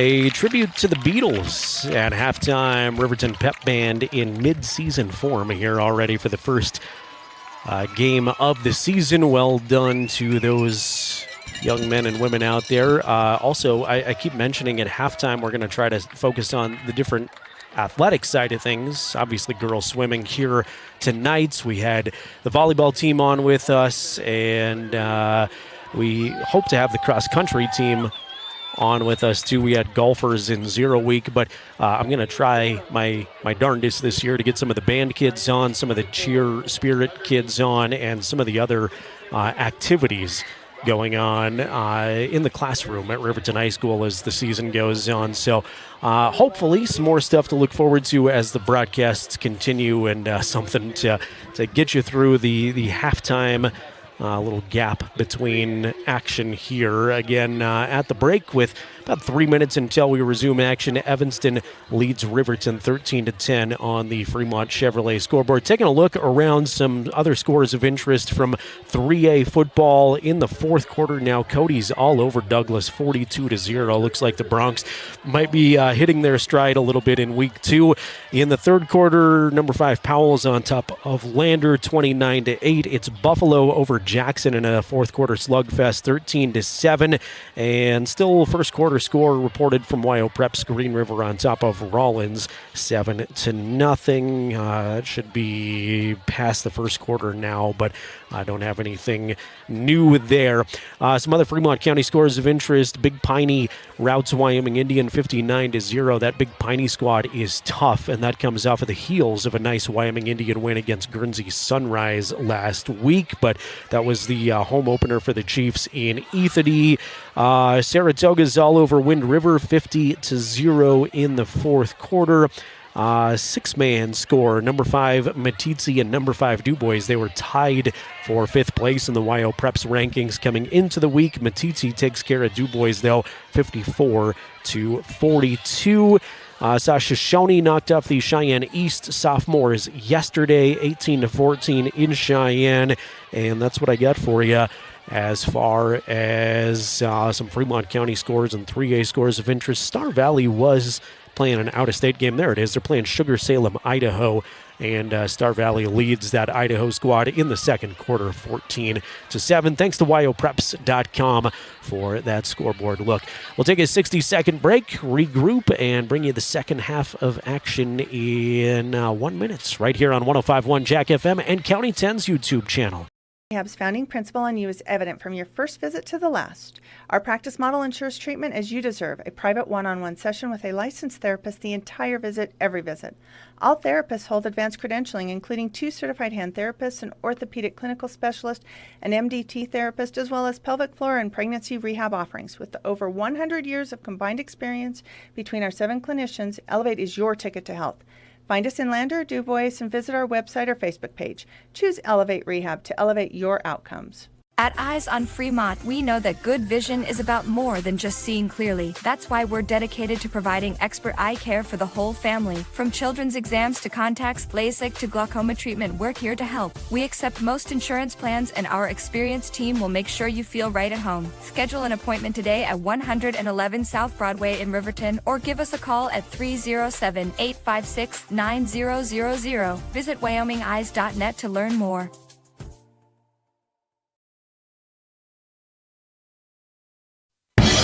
Watch the Wolverines on the County 10 YouTube page. Thanks again to the Wyoming Department of Transportation making our Buckle Up for Life Wyoming halftime show possible, reminding you to wear your seatbelt every trip, every time. If you're listening to us while driving right now, make sure everybody in your vehicle's got the seatbelt fastened. Just when I thought we were ready for the second half, they put 3 minutes on the clock, and now they're waving everybody off of the field. I'm not sure that anybody knows what was going on. There was plenty of time with the warm-up period. It felt like everybody was back out there with about 3.5 minutes remaining. There's certainly no delay happening. I think they're just switching directions of the field. They had them lined up wrong. So Evanston on top of Riverton, 13-10.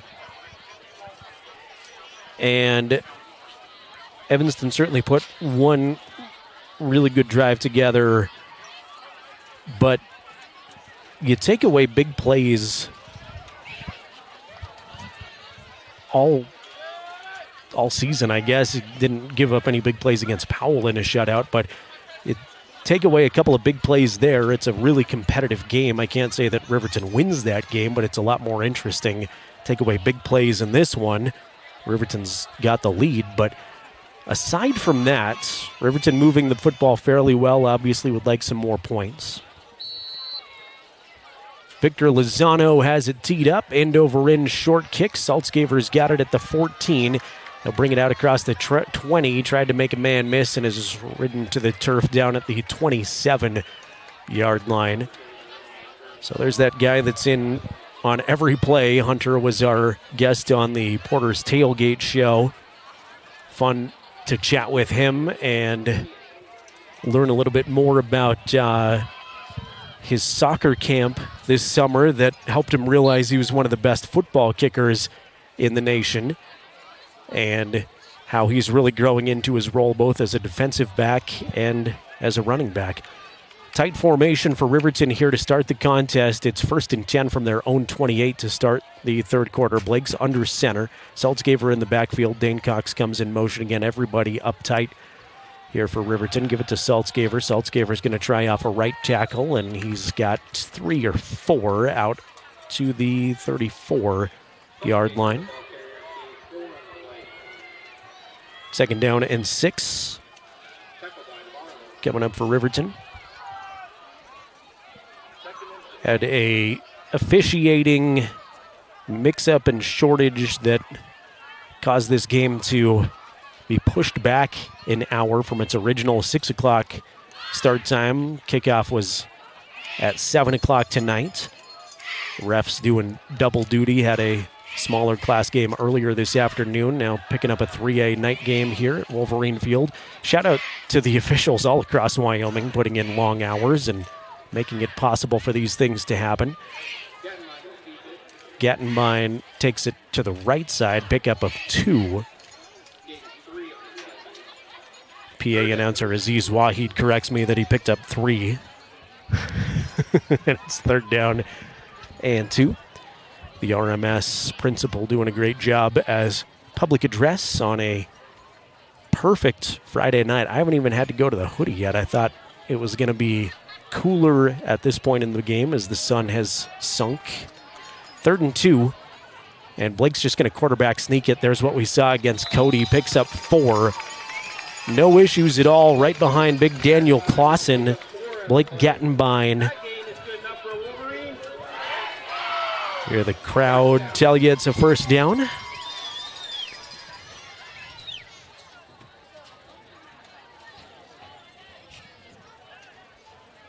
Thanks again to Andrew Garcia, our camera operator tonight. Jason Peterson is spending his Friday in Powell with Scott Fuller doing Lander and Powell football.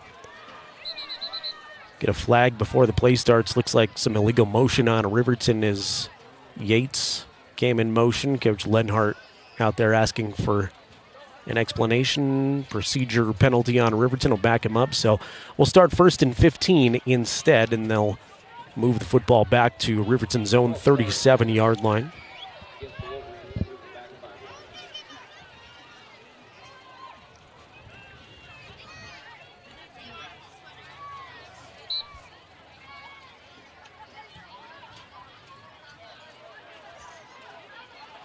Two by two, the Riverton set this time. Cox in the backfield. Actually, Sheets comes in motion, now comes set. Aired out to the flat to Saltzgaver. Saltzgaver with some blockers in front, picks up the 5 that they just lost, and it's 2nd and 10.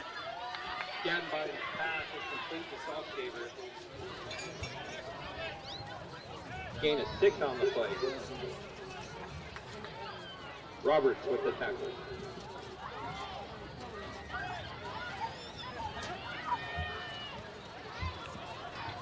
Nine and a half minutes left to go, third quarter. Evanston on top, 13-10.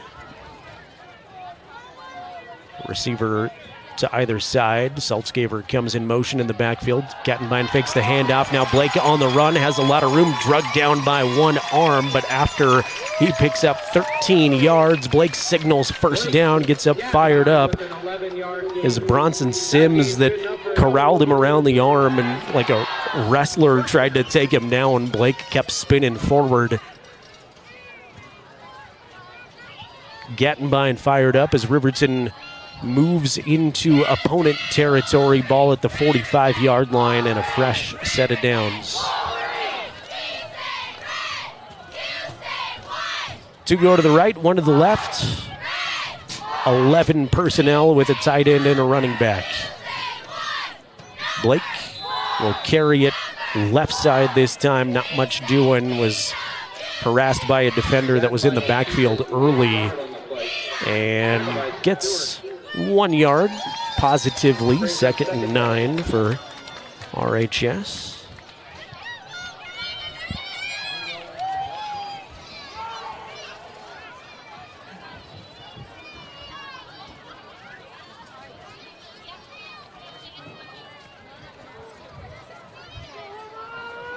Blake's going to stand in the gun this time. 2-by-1 with 2 tight ends. Empty backfield. Evanston's showing some pressure on the left side. Blake's going to set up a screen, get it to Cox. Dane's got some room and blockers in front. Dane's got a first down to the 31-yard line. Gattenbein's pass is complete to Dane Cox.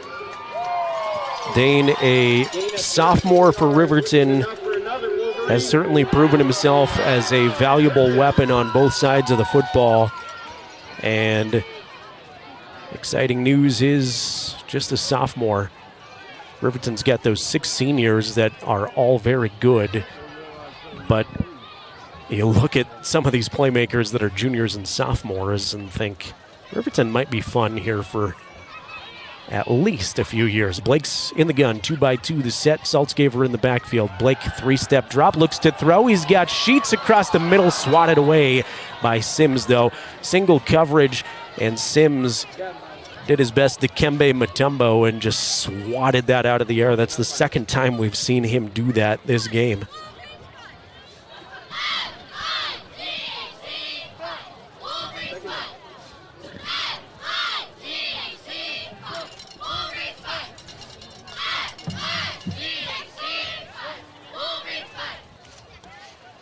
So 2nd and 10 coming up. 7:37 remaining, third quarter now. Riverton started the third quarter with the football, so it's been a productive clock-eating drive so far. Fake the handoff. Gattenbein's got blockers in front and a lot of space. Blake breaks a tackle down almost to the 10-yard line. Pickup of 11. Now, pickup of much more than that. That was a pickup of 18 for Gattenbein. My math skills are fantastic. Blake's all the way down to the 11-yard line. 1st and 10 on the nice Blake Gattenbein run.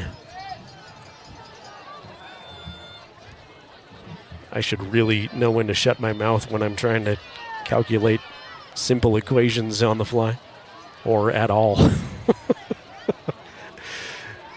1st and 10 from the 11. Riverton can pick up a first down right at the 1. Blake's going to hand it to Saltzgaver. Stutter step. Now back through the middle. Saltzgaver's got it down to the 5-yard line. 2nd down and 4.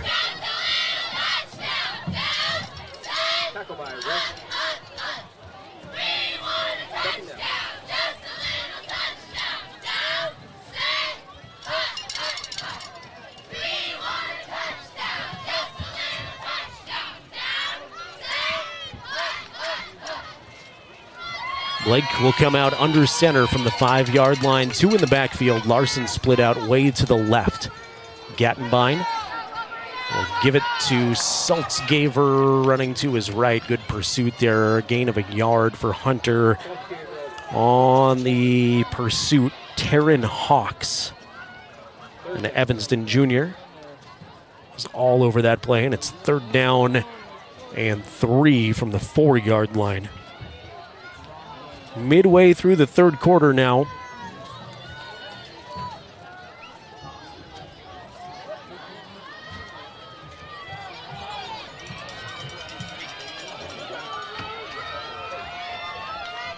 Blake under center, 2 in the backfield. Larson again split way out to the left side.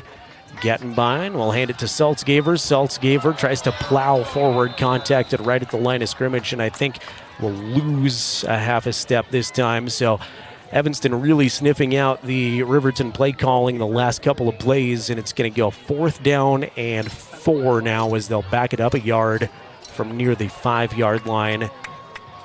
Do you send the reliable Saltzgaver on to kick here 4th down, or do you go for it?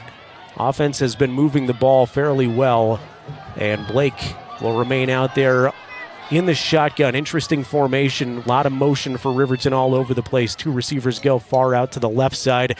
Now Saltzgiver's going to go to the right. Blake all alone in the backfield. Blake's got some space off the left side, and he's going to dive for the pylon. Touchdown, Riverton. Flag flies in at the end of the play. Was very late. We will check the flag before we count it as an official Riverton score, though. Interesting formation. Riverton sent three guys in motion. Blake had a lot of space off the left side, realized it nicely, dove across the goal line. And we'll get the call. It's a face mask penalty. Touchdown is good, and I think they'll add the penalty onto the kick. So score temporarily goes Riverton 16, Evanston 13. They'll retake the lead on the Blake Gattenbein touchdown. Saltzgiver on to try to give Riverton one more. Hold is down from Gattenbein. Saltzgiver's kick is up and through the uprights. And on the Fremont Chevrolet scoreboard, Riverton on top of Evanston 17-13 with 4:51 remaining first quarter. Let's squeeze in a quick timeout. You are watching the Wolverines on County 10's YouTube channel, listening on 105.1 Jack FM. Fremont Chevrolet GMC Riverton, where we exceed your expectations and deliver the best service possible. Located on Federal in Riverton, we're here to make local car shopping fun again. Explore our wide selection of new and used Chevrolet and GMC vehicles. As truck and trailering experts, we offer a variety of options tailored to your needs. Experience exceptional customer service and competitive prices. Visit our website at FremontChevyGMCRiverton.com to find your next vehicle today. Myers Gambles is your one-stop shop for furniture, mattresses, and appliances in Lander, Wyoming. We have an unbeatable selection of furniture for your living room, bedroom, and dining room. Plus, we have the latest trends in home furnishings. Our mattresses are comfortable and affordable, and our appliances are built to last. Whether you're looking for a new TV, sofa, or refrigerator, we have the perfect finish, style, and function for your home. Visit us at 420 Main Street in Lander, or check out our website, landergambles.com.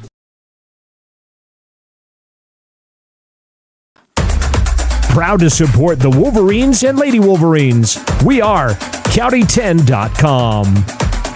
Saltzgiver kick after the touchdown, sails in and out of the end zone, and they assess that face mask penalty on the Blake Gattenbein touchdown on the kickoff location. So Saltzgiver got the extra yardage to boot it away, and he doesn't really need extra yardage to kick a touchback, so he makes sure that Evanston starts at their own 20. 4:51 remaining. Riverton's retaking the lead on the Fremont Chevy scoreboard, 17-13. Bronson Sims out for the first time this half. This Evanston offense, obviously a lot of two-way players, but offensively they haven't played at all this half. Give it to Wallace, and he is met by a host of Wolverines. Caden Liebrecht is in there, Paxton Yates.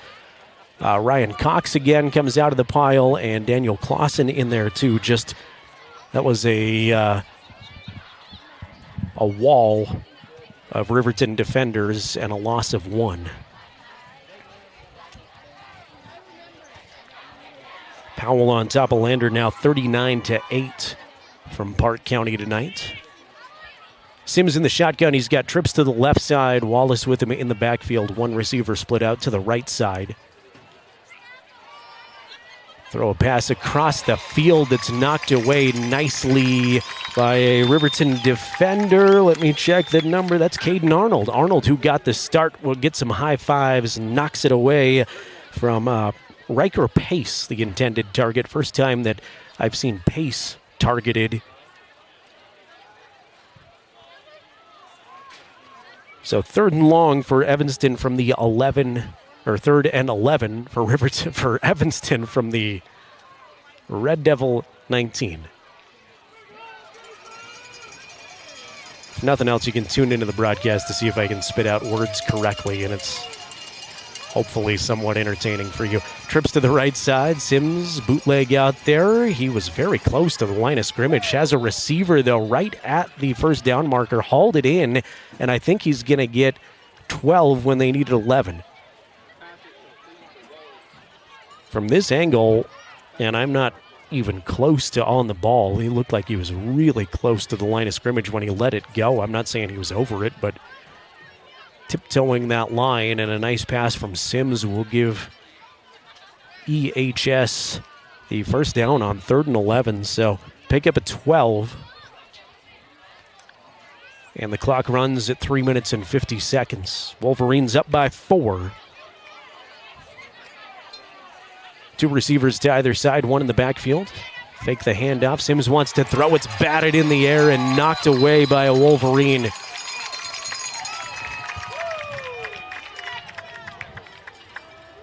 It's a Liebricht. Paxton Yates. Paxton Yates with the big hands there.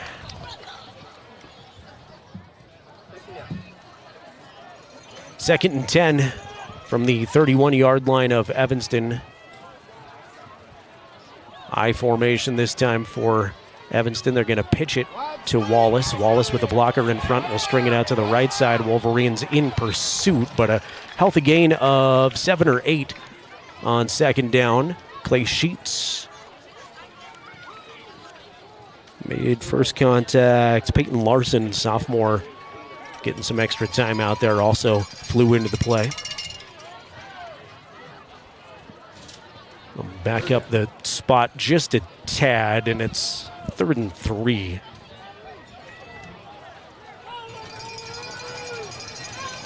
Riverton fans encouraging their defense to come up with a stop. Looking to maybe get some pressure on the right side. This time they'll give it to Wallace. Wallace slips off a tackle, but he's driven down right at the line of scrimmage. Was met in the backfield. Shook off Dane Cox.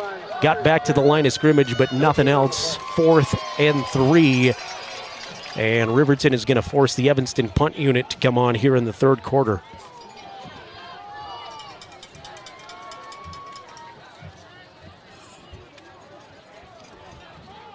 Brooks Searle. I've called him 3 or 4 different last names, and I did that last year too, as the punter. Searle gets the punt away. It is a sky-high kick that's going to hit at the 20-yard line, take a big Evanston bounce. They're going to catch up to it and pin him deep. Ball is down at about the 2-yard line. Brooks Searle with a fantastic punt. We've seen kind of a punting clinic here. Landon Gould pinned the Red Devils at the 3 in the 2nd quarter, and Brooks Searle is going to force Riverton to start at their own 2.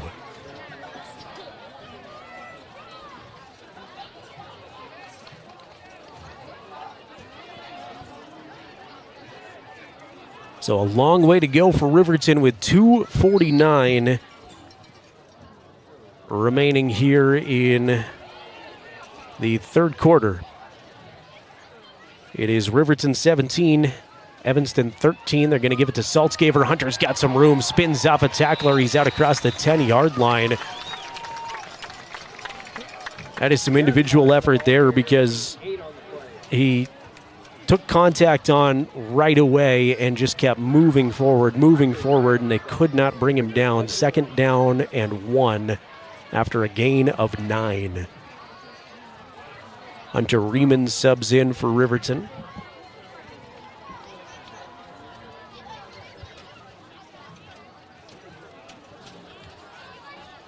Just past 8:30 here, Riverton, Wyoming. Very pleasant evening. Almost no wind to speak of, and before the sun went down, it was cloudless in the sky. Handoff to a Riverton ball carrier off to the right side. That's Saltzgaver again. And he's got the first down plus a few more, gain of 5.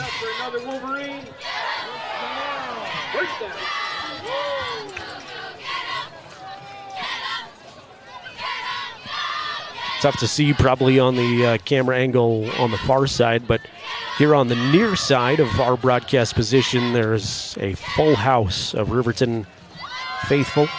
RHS marching band coming back in after their 3rd quarter break. Cheerleaders are here, and a lot of Riverton supporters enjoying having Wolverine football back in the Rendezvous City. Blake's in the gun. Will fake the handoff. Now he's going to carry it. Blake slip a tackle. Blake's over the 20-yard line. He's got a first down as he's met by an Evanston defensive back and is drug over the 30-yard line. Got an Evanston player shaken up on the play. A big pickup from Blake out to the 30. I'm so impressed with what Blake can do with his feet. And there was just a brief moment in the Powell game, the first half there, where he overshot a couple of his targets, looked a little antsy, and within just a few seconds really into the second half of that ball game, he'd corrected everything, put a little more touch on the football, a little less zip there, and has been very accurate with the football, runs the football well. And Coach Lenhardt said it at the beginning of the year, not only with Blake, but a lot of these younger guys and even some of the seniors who didn't see a lot of varsity action last year, that this is just going to be a learning experience. They've got a lot of inexperienced varsity players out there. There's going to be a few growing pains, but the more practices you've got with a coach like Mark Lenhardt and this Riverton coaching staff, and the more game-like action, the better you get. Evanston player is helped up and will hobble off with his arms around the training staff. That is Timber Fitch, an Evanston sophomore. Hopefully that young man will be back into the ball game after he hobbles off with the Evanston training staff. The undoubtedly worst part of football is seeing anybody, but hate seeing young people come up injured. Blake, tight formation, misdirection, will hand it to Jackson Larson. Larson's got some fresh legs out of the backfield. He's got 9 on first down. And Riverton just chewing up some yardage on the ground as the clock strikes 1 minute remaining third quarter. Wolverines on top of the Red Devils now 17-13, was 13-10. Evanston with the field goal advantage to start the quarter. Ball is at the Riverton 39, second down and 1. Gattenbein under center with 2 in the backfield. Riemann and Saltzgaver in the backfield, the Hunter duo. Give it to Saltzgaver. Saltzgaver's got a lot of room. Quick burst of speed over midfield down to the 46. Gain of 16 on second and 1 for Hunter Saltzgaver. Riverton does not have to run another play this quarter if they don't want to. It'll be 1st and 10 for the Wolverines, and I think maybe that next play will come to start the fourth quarter. So we'll flip directions here, bring you the final stanza of this one. Wolverines clinging to a slim advantage to start the fourth quarter. It's Riverton 17, Evanston 13. We're back in 60 seconds with the fourth quarter from Wolverine Field on 105.1 Jack FM and County 10's YouTube channel. Rehab's founding principle on you is evident from your first visit to the last. Our practice model ensures treatment as you deserve, a private one-on-one session with a licensed therapist the entire visit, every visit. All therapists hold advanced credentialing, including 2 certified hand therapists, an orthopedic clinical specialist, an MDT therapist, as well as pelvic floor and pregnancy rehab offerings. With over 100 years of combined experience between our 7 clinicians, Elevate is your ticket to health. Find us in Lander, DuBois, and visit our website or Facebook page. Choose Elevate Rehab to elevate your outcomes. At Eyes on Fremont, we know that good vision is about more than just seeing clearly. That's why we're dedicated to providing expert eye care for the whole family. From children's exams to contacts, LASIK to glaucoma treatment, we're here to help. We accept most insurance plans, and our experienced team will make sure you feel right at home. Schedule an appointment today at 111 South Broadway in Riverton, or give us a call at 307-856-9000. Visit WyomingEyes.net to learn more.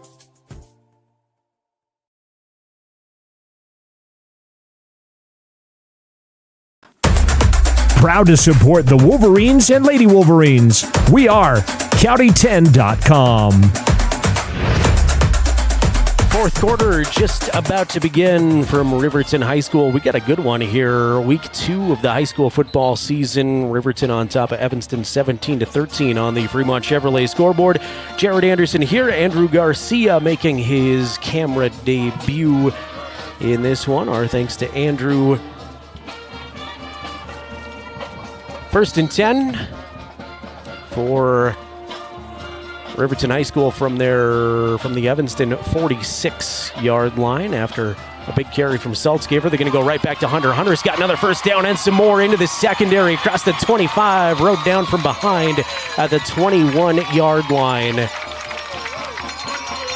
That is a 24-yard burst from Hunter Saltzgaver to start the fourth quarter as we fix the Fremont Chevrolet scoreboard to reflect the fourth quarter has indeed started. And Riverton really moving the ball at will here this drive, on the ground especially.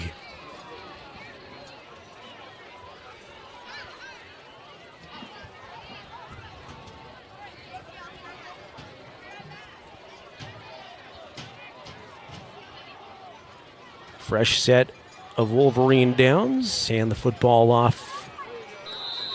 And a flag flies in. Is that Hunter? I think it is tough for me to tell from my vantage point. It is Saltzgaver, and Hunter comes up a little bit hobbled. Took a big hit. There is a penalty marker down.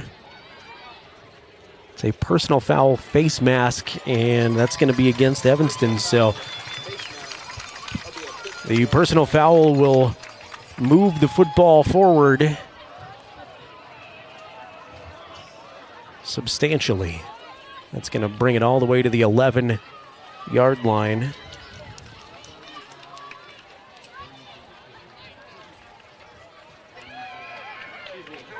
So Riverton has an opportunity at a first down right at the 1. 1st and 10 from the 11. 45 seconds have gone by here, fourth quarter.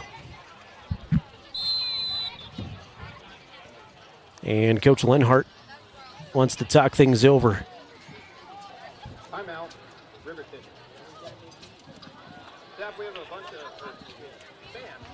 of Reset the timeouts on your YouTube scoreboard. Riverton's first timeout here of the second half. Gives us a chance to thank our friends at Fremont Chevrolet GMC in Riverton. Proud to support local student athletes. Your hard work and dedication doesn't go unnoticed, and Fremont Chevrolet GMC is here for you every step of the way. Located at 1401 North Federal Boulevard in Riverton. That's Fremont Chevrolet GMC. Also thanks to the Wyoming Department of Transportation, reminding you that seatbelts save lives. Buckle up so you can stay in the game every trip, every time. And thanks to Perfect Power Electric, making our stream possible tonight. Perfect Power Electric and Lander supporting our athletes on and off the field. Give Perfect Power Electric a call for your needs today. 332-7184. Third quarter saw a Blake Gattenbein 5-yard run.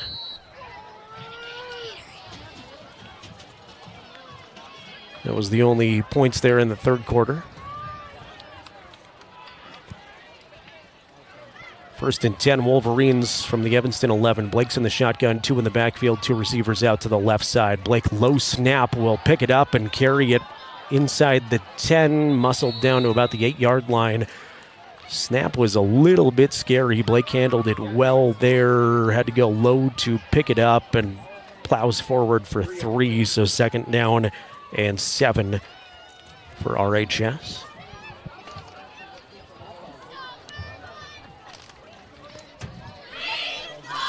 Back home in 1 week as Riverton hosts Green River. Invite you back out to Wolverine Field. Take your radio along with you on 105.1 Jack FM. And if you can't make it, or you got friends and family outside of listening distance, have them check us out on County 10's YouTube channel. Thanks as always for being here.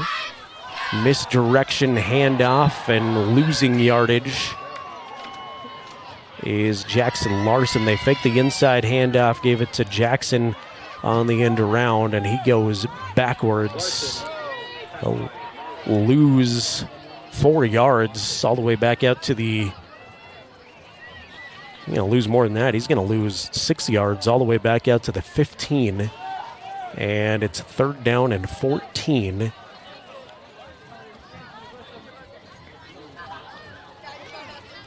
Riverton's done a nice job of chewing up some time of possession, but it's a 4-point game. They would love to find some more points. Gattenbein in the shotgun, trips to the right, one to the left.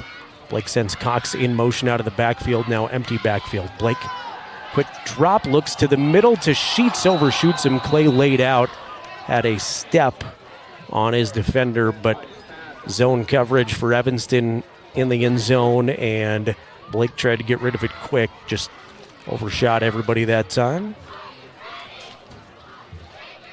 And Saltzgaver on for a field goal attempt at 32, left hash mark. He hit from 38 on this side earlier.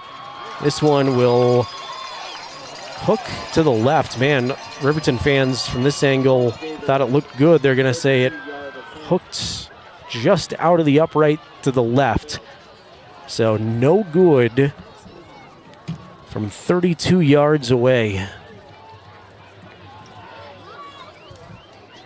With 9:28 remaining, Evanston will take the football back, trailing by just 4. Like I mentioned, Riverton doing good things with the football, dominating time of possession this half, chewing up some yards on the ground, but it does not translate to points.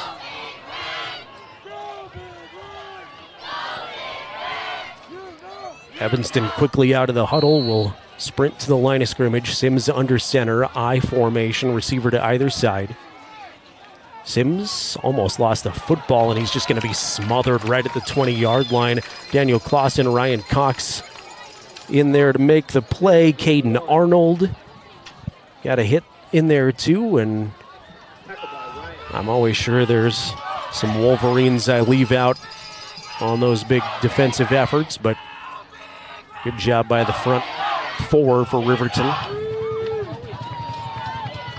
Riverton fans make noise on 2nd and 10. Sims under center, I formation again.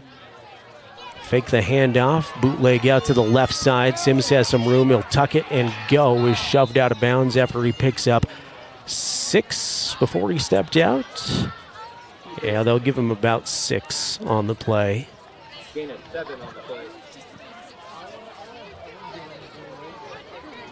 Knocked out of bounds. More manageable 3rd down coming up here for Evanston. 3rd and 4. Clock at 8:46 remaining, 4th quarter. Wolverines lead the Red Devils 17-13 on the Fremont Chevrolet scoreboard. Sims in the gun, trips to the right, one to the left. Wallace stands with him in the backfield.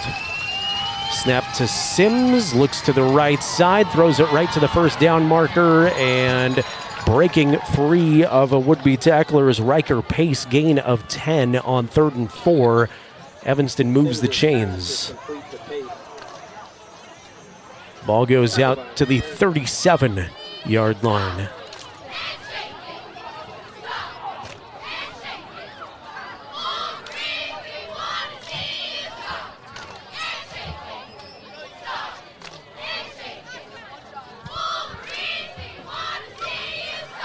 Sims lines up in the gun. 22 personnel in for Evanston. Sims, pump fake, buys himself some time. Flag flies in. Now he's going to tuck it and go again. He's got plenty of yardage for the first down all the way across to the 50-yard line. Flag is in holding territory right behind the Evanston line of scrimmage. So we'll see if this play stands. It was a nice pickup by Bronson Sims, assisted by that little pump fake. And it is going to be a hold on the Red Devils.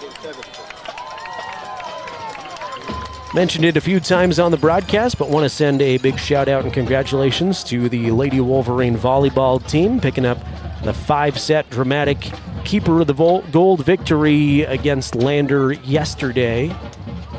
Hope everybody has a fun and safe homecoming.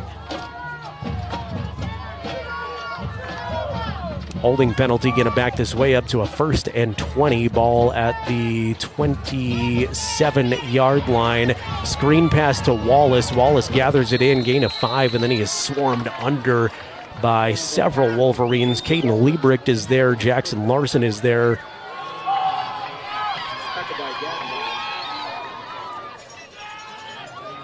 And I'm told Blake Gattenbein making that play happen. Telling you, there's always somebody I miss.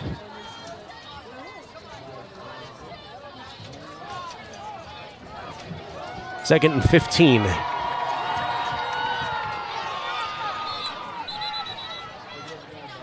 And Riverton wants a timeout defensively. Timeout. Saw this last year and are seeing it here in the early stages of this season. Coach Lenhardt not shy at all when it comes to burning timeouts when he needs to early. Does not hang on to them a lot of times. You'll see coaches try to hang on to them for late scenarios in a ball game, but he takes advantage of those timeouts whenever he needs to. I want to thank Wyoming Catholic College, proud to cheer on our local athletes. Your dedication on and off the field is admirable. Find us online at wyomingcatholic.edu. Thanks to Bailey Tire and Auto Service, proud supporters of local athletes. They've got full-service tire and auto shops at 755 South Federal Boulevard in Riverton, 1305 West Main in Lander. And big shout-out and thank you to Myers Gambles on Main Street in Lander, making this broadcast possible. They're excited to cheer for Fremont County athletes. Gambles has winning deals and delivery is free within 30 miles of the store. That includes Riverton. Turnaround shop in town at Gambles. Thanks to our YouTube chat, County 10 YouTube, where you can watch every Wolverine game all season long. Hand off to Wallace. Wallace slips a tackle, stretches it out to the left side. Big burst of speed out there. I think he's just shy of the first down marker, but a double-digit pickup. That is good enough for a gain of 14, and he's going to be just shy of a first down. It'll be 3rd and 1. Out to the 46.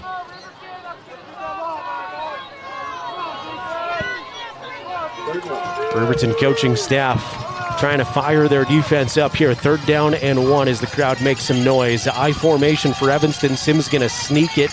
Looks like Bronson's got a first down by a yard. He is driven backward, but that forward progress going to get him across the first down marker.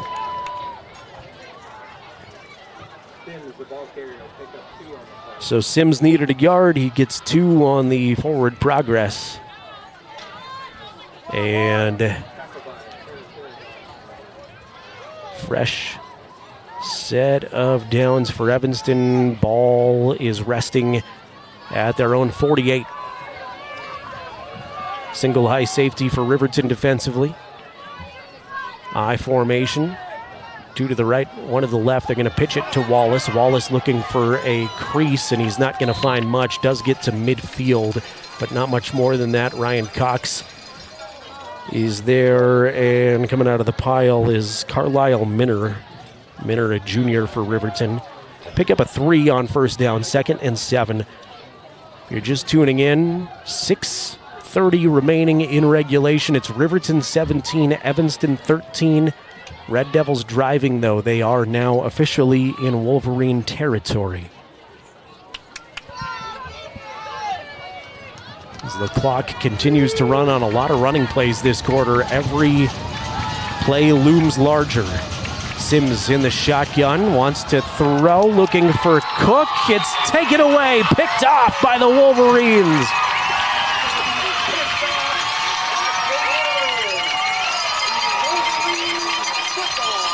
Riverton football, and guess who's there? Caden Arnold, the guy who gets the start for Gage Treber.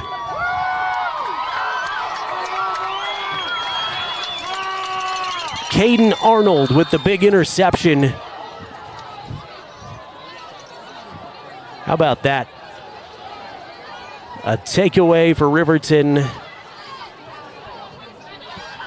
And a very timely spot in this ball game. 6:04 remaining. Caden Arnold, the Riverton interception, going to set them up with the football at their own 48-yard line.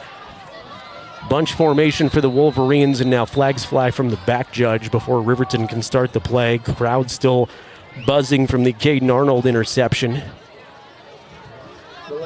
That's a delay of game on Riverton, so the offense took an extra few seconds to get out there, maybe celebrating a little bit too long with Caden's pick.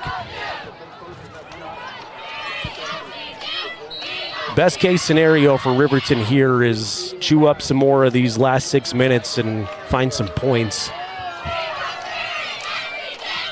Still very much anybody's ball game with just a 4-point differential, 17-13. Wolverines on top.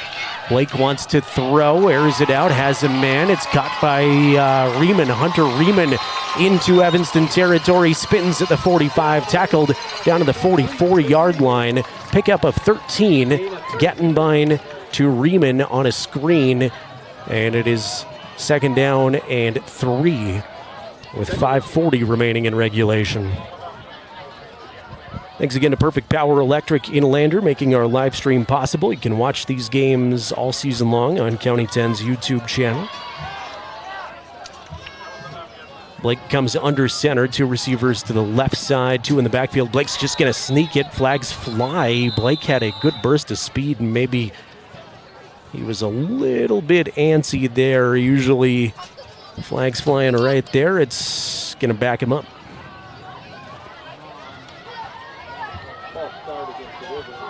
It is a false start. Officials' mics aren't working, so I can't get numbers.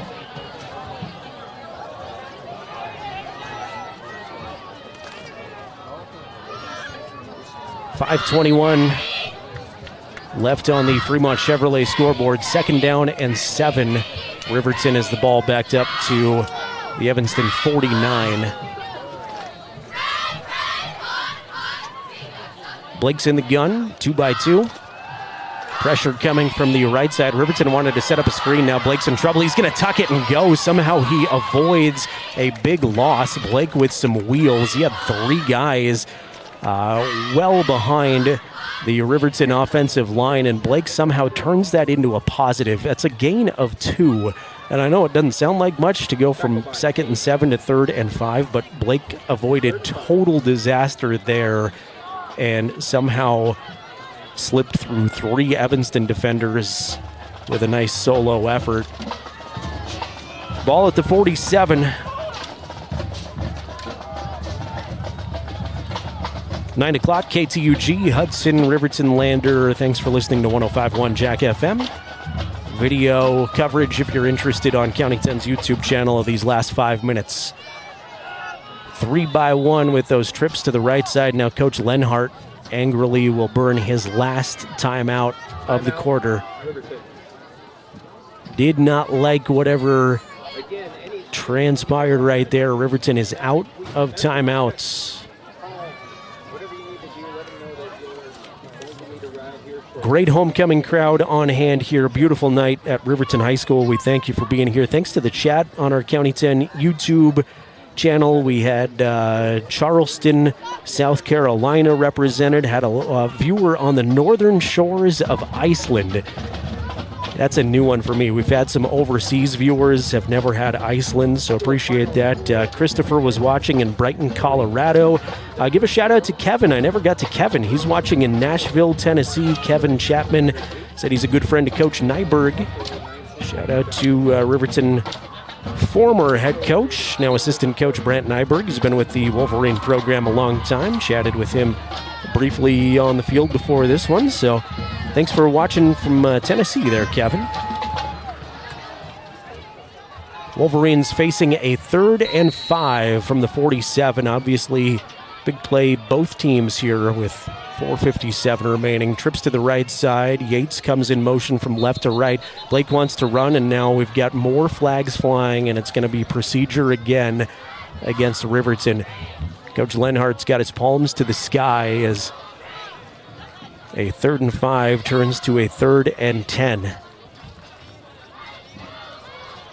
It was frustrated with mistakes in practice, was frustrated with mistakes last week against Cody, and I have a feeling, regardless of the outcome, Coach is going to have some film to not be completely pleased about for his kids next week.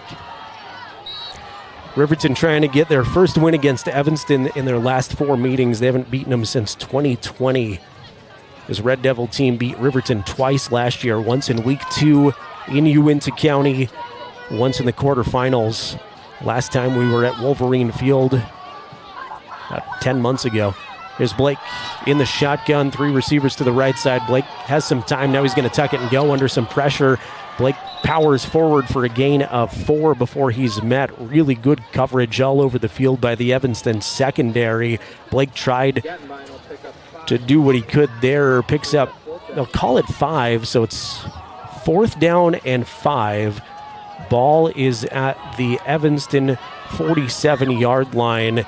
And not a lot of time to decide there for the Riverton coaching staff. Landon Gould comes out to punt it away. Landon had an outstanding kick in the second quarter that pinned Evanston at the 3-yard line. That would be really nice right here. Brooks Searle stands at the 10. Gould will put the toe to it. A high spiraling kick. Searle's going to catch it right at the 10, dances around, makes a couple of guys miss. He's out across the 15 over the 20, and now a seam to the 26 before he's knocked out of bounds. So a return to 16 by Brooks Searle, and we'll set up decent field position for Evanston here with 3 minutes and 56 seconds remaining. Say hello to Wendy watching in Wisconsin. Wendy says she's tuned in for Tyree Harris. Really appreciate you being here, Wendy.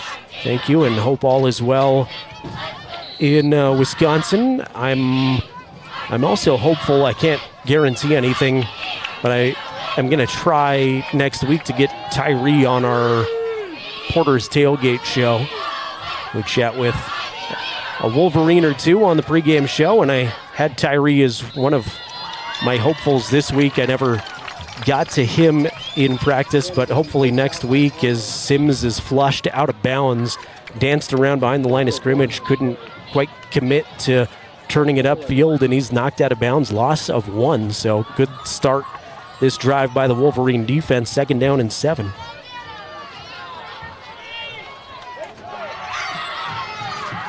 Two receivers to either side. Searle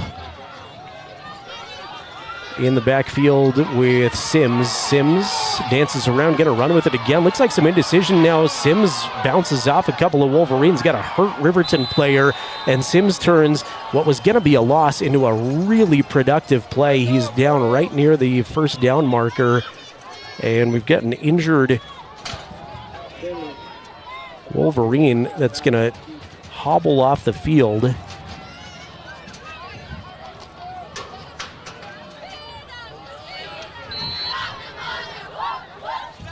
Luckily, he was able to get up on his own power and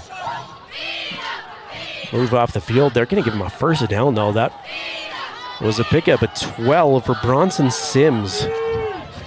Wow. 2 receivers to either side again. Bronson in the gun, rolling to his left, being chased by Ryan Cox. Now he's going to air it out. Long pass intended for Wallace. Did he catch it? No signal. Evanston saying yes. The officials are going to get together, and they're going to give him the catch, I think. All the way down to the 34-yard line. Pickup of at least 25 for the Red Devils. That was another one where Sims was right on the line from the line of scrimmage, just flirting with whether or not he wanted to run it or throw it. Big pickup there for Evanston. 1st and 10 at the Riverton 34. 3:29 to go. Sims in the gun. Will hand it off this time to Wallace. Wallace is stuck. Ryan Cox is there. And I'll get there. That's Tyree Harris. Big play. Evanston running, hurry up, 3:05 now. And flags fly to start this play. Looked like motion on Evanston. Now back it up 5 yards. It is a false start. So give Riverton a chance to catch their breath briefly.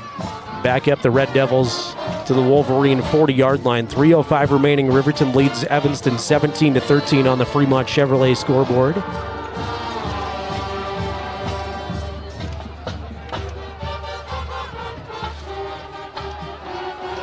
Sims breaks the huddle. They take a minute in the huddle, and then they fly right up to the line of scrimmage. 3 to the left, 1 to the right for Bronson, and whistles again. Officials all going to get together. I don't know if Coach Moore took a timeout or just wants to talk about something, but Coach Lenhardt is out there talking with an official on his side.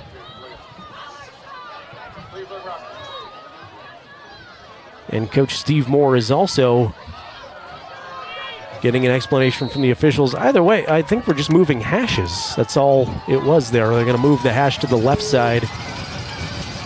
Sims to Searle in the flat. Flag flies in. I think it's a block in the back. Looked like it from here. It made the catch. Searle picks up 4 or 5 on the reception, but it's either a hold or a block in the back.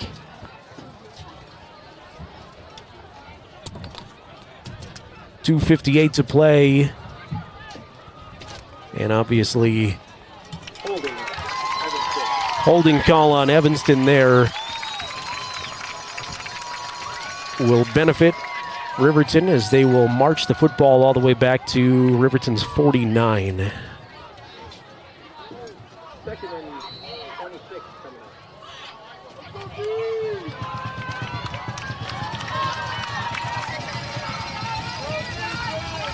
Second down and 16 after the holding call. Sims in the gun. Riverton 4-man defensive front. Bronson drops back, looking to set up a screen. Riverton sniffed it out really nice. Throw up a tough ball. Searle's going to catch it, but he will be driven backward. Lose 1 on the play. That was a dangerously thrown ball. Brooks Searle had to go sky high to make the catch. Was wrestled to the turf by Jackson Larson. There is a flag down in the middle of it as all the players got off the field. There's a flag in the middle of them. Now they're going to wave it off and say no penalty on the play. Brooks Searle also got up holding his back a little bit. Really, it didn't go for anything for his team, but he made a nice play to jump and get the football and sacrificed his body a lot right there. Closing in on 2.5 minutes remaining in the game. Riverton is up by 4, 3rd and 16 for Evanston at midfield. Sims scoops up the snap that was almost on the ground, throws it away, and it's batted out of bounds by a Riverton player on the far side.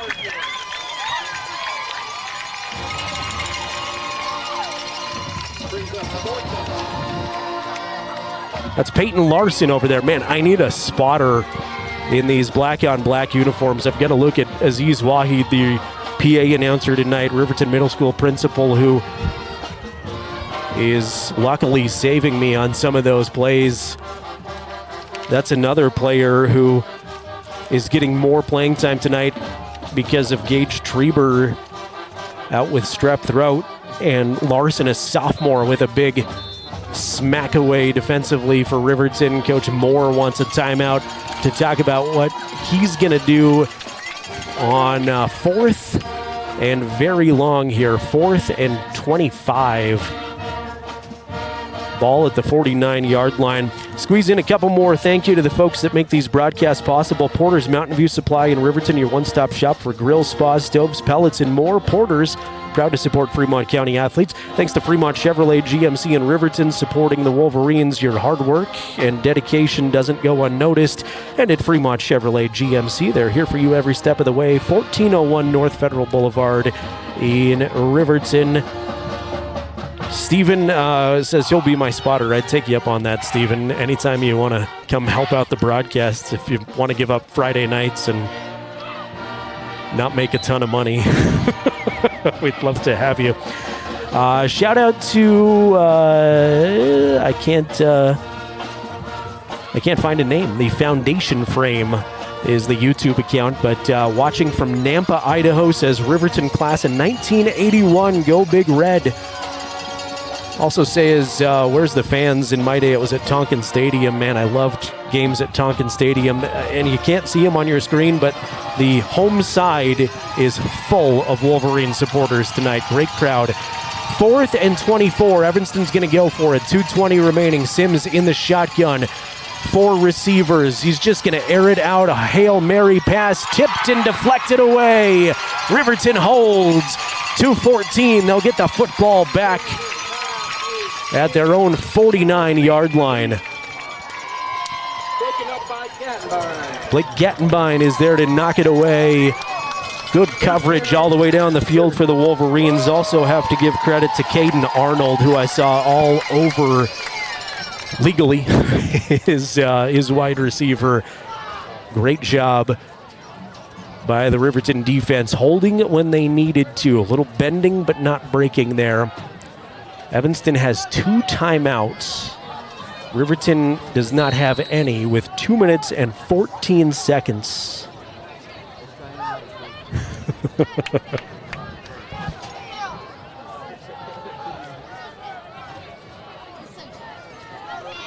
Two in the backfield for Gattenbein. Larson split out way to the left side. They'll give it to Saltzgaver. Saltzgaver is driven backward, and they'll finally blow the play dead. Hunter's going to lose 3 or 4, and big Juan Segura was in there first for Evanston. Coach Moore takes the first of his 2 remaining timeouts.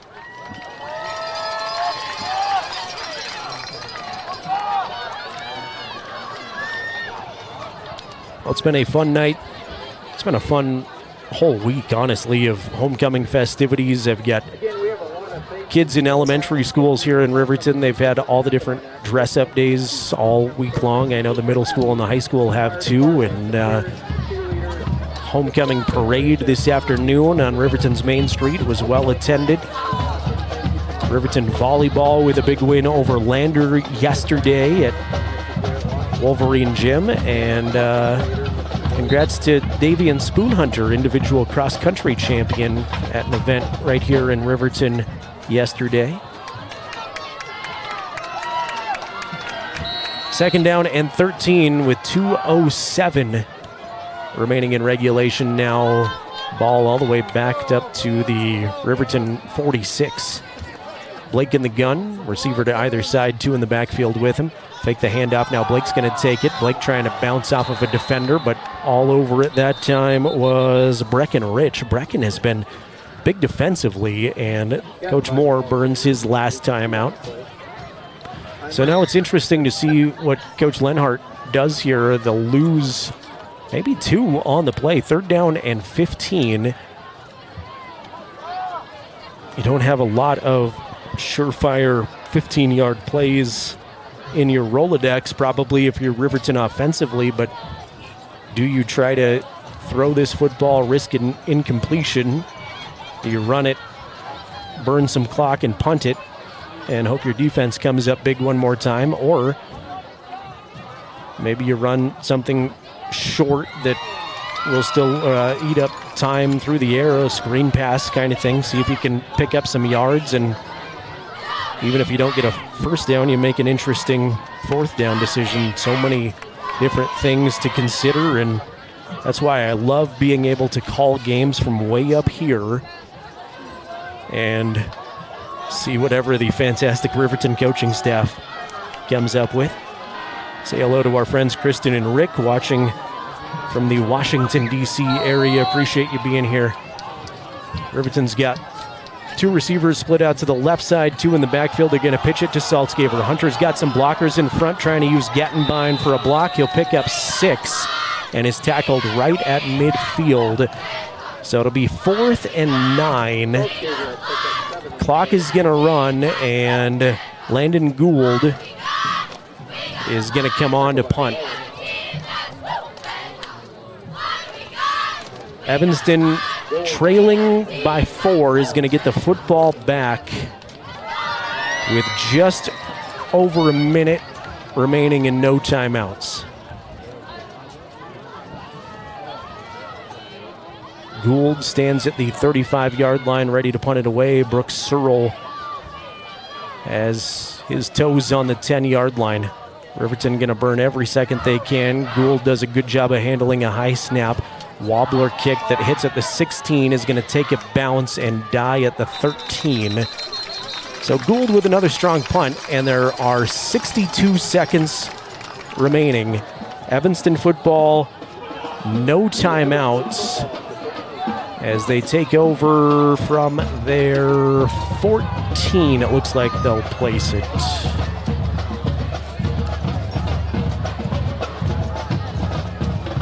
Riverton defense did an excellent job of bending but not breaking, I would say, that last drive. Gave up some plays, especially on the ground, but they came up big when they had to, or benefited by a couple of penalties too. Sims has 4 receivers, 2 to either side. Wallace with him in the backfield. Quick step throw, nobody home. Closest thing in the area was the chain gang member, is incomplete. Play only took 3 seconds, 2nd down and 10.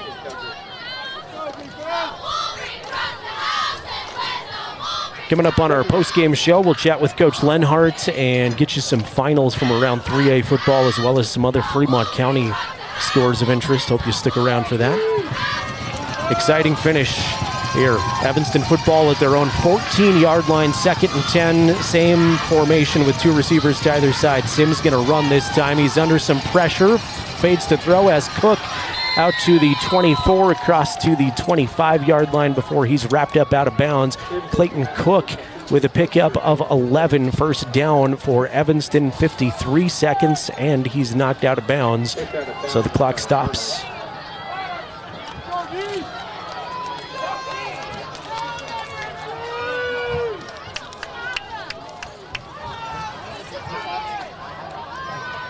Riverton will show a 4-man defensive front, that 4-3 defense. 2-by-2 again, Evanston goes. Sims rolling the other direction this time. Pump fake in the face of Tyree Harris. Overshoots his intended target. Incomplete. Give Tyree some credit on the pursuit in the Evanston backfield. Was looking for Riker Pace, but overshot him by 3 or 4 yards that time. 2nd down and 10 coming up. Clock now at 46 seconds remaining in regulation. Again, Evanston football at their own 25. Riverton with the 17-13 advantage on the Fremont Chevrolet scoreboard. Evanston goes 3-by-1 this time out. 3 to the left of Bronson Sims, senior quarterback. Takes the snap, fades to throw off of the fingertips of Braden Wallace. Incomplete. The great Wolverine crowd can tell you what happens here is they're making some noise with the incompletions. 3rd and 10.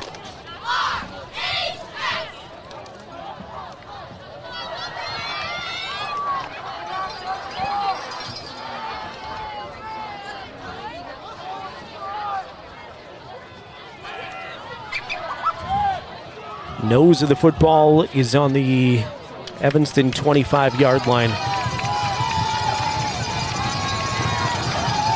Riverton fans stomping their seats. Sims in the gun, fades to throw, under pressure, airs it out, chucks it up, 50-50 ball is knocked away, incomplete.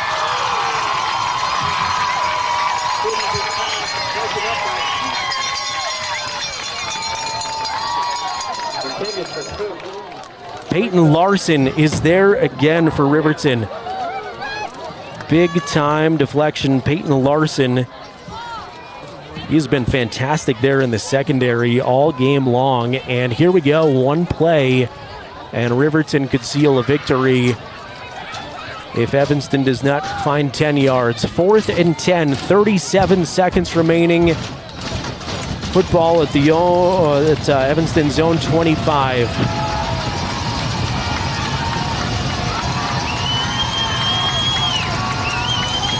Three receivers to the left, one to the right. Sims in the shotgun, bootlegs to the right side, has a man. It's complete to Wallace. Wallace fighting for the first down. He's going to get there by a hair. Needed 10, knocked out of bounds at about 10.5 yards. Evanston going to keep this thing going. 30 seconds remaining. Clock stops as he's forced out of bounds. Wow. Anytime you need a big play, it seems like Braden Wallace is their thorn in the side of Riverton. 30 seconds remaining. Evanston, again, will remind you, has to find the end zone. They're down by 4, 17-13. Evanston out of the huddle quickly. Trips to the right, one to the left, one in the backfield with Bronson. Sims takes the snap. Rolling under a lot of pressure is decked, but finds Cook. Cook across the 45, first down. Bronson Sims took a shot. He's tackled inbounds though. Cook could not get out of bounds. Clock running 15 seconds. Clock has stopped while they move the chains, and now they're going to spike it. That was kind of a mess. The clock probably should have stopped for longer because they hadn't set the chains. They stopped it briefly. I don't know, they may add time to this.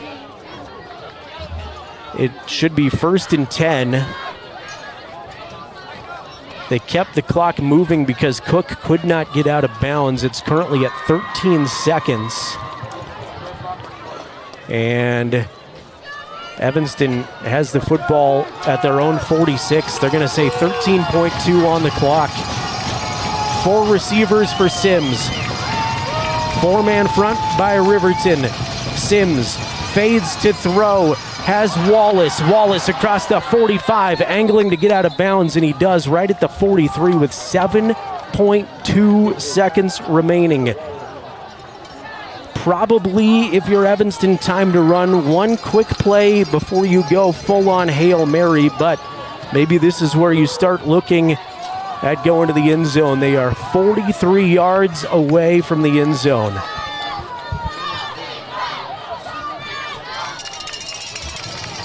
Sims in the shotgun, has 4 receivers again. 3 to the right, 1 to the left. Wallace in the backfield with him. Fades to throw, looking to go deep. He's hit as he's thrown. It's incomplete. There's 3.5 seconds left. Time for one more play, pending a penalty from the 43-yard line. Good defensive pressure up front by that Riverton front 4 that time, really affecting what Bronson wanted to do. Bronson's taking a couple of shots this drive. This, pending a penalty, is the ball game. Sims and Evanston have 43 yards to go to try to win this thing. Riverton will settle back into more of a prevent defense. They're going to send 5 DBs back to about the 25-yard line. 2 in the backfield with Sims, 2 receivers to his right, 1 to his left. Looks like some kind of a lateral situation here. Sims nearly hit at the 50-yard line. Now he's going to let it go. Has a man downfield, but it's overshot out of bounds. Incomplete. Riverton hangs on for the win. Sims got decked. He's helped up off the turf. Looks to be a little bit injured. Yeah, he's going to come off the field limping. He took a big shot there at the end of the game. But Riverton hangs on 17-13. Hopefully Bronson Sims is okay. Hard-fought football game. And Riverton goes to 2-1 on the young season, knocking off Evanston for the first time since 2020 and starting their home season 1-0 in front of these Riverton fans. Both teams will shake hands at midfield, and Riverton will escape the hard-fought victory there. Defensive slugfest, Wolverine 17, Evanston 13. The Bailey Tire and Auto post-game show is coming up here in just a few moments. We'll get the head coach of the Wolverines, Mark Lenhardt, up here for some comments. I'm really interested to hear from Coach. I usually am after many games, but there were so many different circumstances in this game that I'm interested to get his take on, and we'll see what kind of a mood Coach is in when he gets up here on the Bailey Tire and Auto post-game show. Also, we'll get you some scores from around the state, recap the scoring in this one here on the Bailey Tire and Auto post-game show. Want to thank our YouTube chat. Keep hanging in there for our post-game coverage here straight ahead. Thanks to our radio listeners on Jack FM, as well as we'll hang on to the broadcast here for just a moment so our YouTube audience can see the Riverton celebration homecoming crowd as the students rush the football players, cheerleaders out there swarming the football team now. And a good scene at Riverton High School. You flash back to a couple of years ago when wins were really hard to come by for a long stretch at Riverton High School, and now you almost come into games like this expecting to win. The culture is shifted at Riverton High School. We'll chat with one of the people responsible for that, Mark Lenhardt, coming up in just a couple of moments. This has been Wolverine Football on 105.1 Jack FM and County 10's YouTube channel. Once again, the final score, Riverton 17, Evanston 13. Back in just a couple of minutes with the Bailey Tire and Auto post-game show. Electric are your trusted electrical contractors in Lander. With over 30 years of experience, we excel in light and heavy commercial construction, residential remodeling, and service work. Our licensed electricians use only quality materials and are committed to meeting your construction schedules. For professional electrical services at competitive prices, choose Boyle Electric. Give your place's electrical wiring the touch of excellence. Call 307-332-8139. I'm John Shade, your Edward Jones financial advisor. Financial investments are very important, but so are the investments of time, patience, and encouragement of our young athletes from their coaches, teachers, and mentors. That's why Edward Jones is a proud sponsor of the Lander Tigers on KOVE. Call John Shade or stop by my office at 824 West Main Street for all your investment needs. Edward Jones, making sense of investing. Member SIPC. Elevate Rehab's founding principle on you is evident from your first visit to the last. Our practice model ensures treatment as you deserve, a private one-on-one session with a licensed therapist the entire visit, every visit. All therapists hold advanced credentialing, including 2 certified hand therapists, an orthopedic clinical specialist, an MDT therapist, as well as pelvic floor and pregnancy rehab offerings. With over 100 years of combined experience between our 7 clinicians, Elevate is your ticket to health. Find us in Lander, DuBois, and visit our website or Facebook page. Choose Elevate Rehab to elevate your outcomes. At Eyes on Fremont, we know that good vision is about more than just seeing clearly. That's why we're dedicated to providing expert eye care for the whole family. From children's exams to contacts, LASIK to glaucoma treatment, we're here to help. We accept most insurance plans, and our experienced team will make sure you feel right at home. Schedule an appointment today at 111 South Broadway in Riverton, or give us a call at 307-856-9000. Visit WyomingEyes.net to learn more. Welcome to Haskell Furniture and Flooring, now open in Riverton. Discover a huge variety of top brands like Ashley, Tempur-Pedic, Serta, Lazy Boy, and more. Our showroom is filled with stylish and comfortable furniture for every room. Come visit us at 2210 North Federal and transform your home today. Explore the exceptional quality and unbeatable prices we offer. Visit HaskellFurnitureandFlooring.com to learn more and start living in style. We are Maven. We focus on the fundamentals, clean, simple designs with the very best modern materials and technologies. We refuse to compromise our mountain town roots to follow the well-worn path to $1. We choose instead to make game-changing gear and use it in the places and pursuits that inspire us every day. We are Maven, a company focused on the design and creation of innovative products for and by the modern outdoorsman.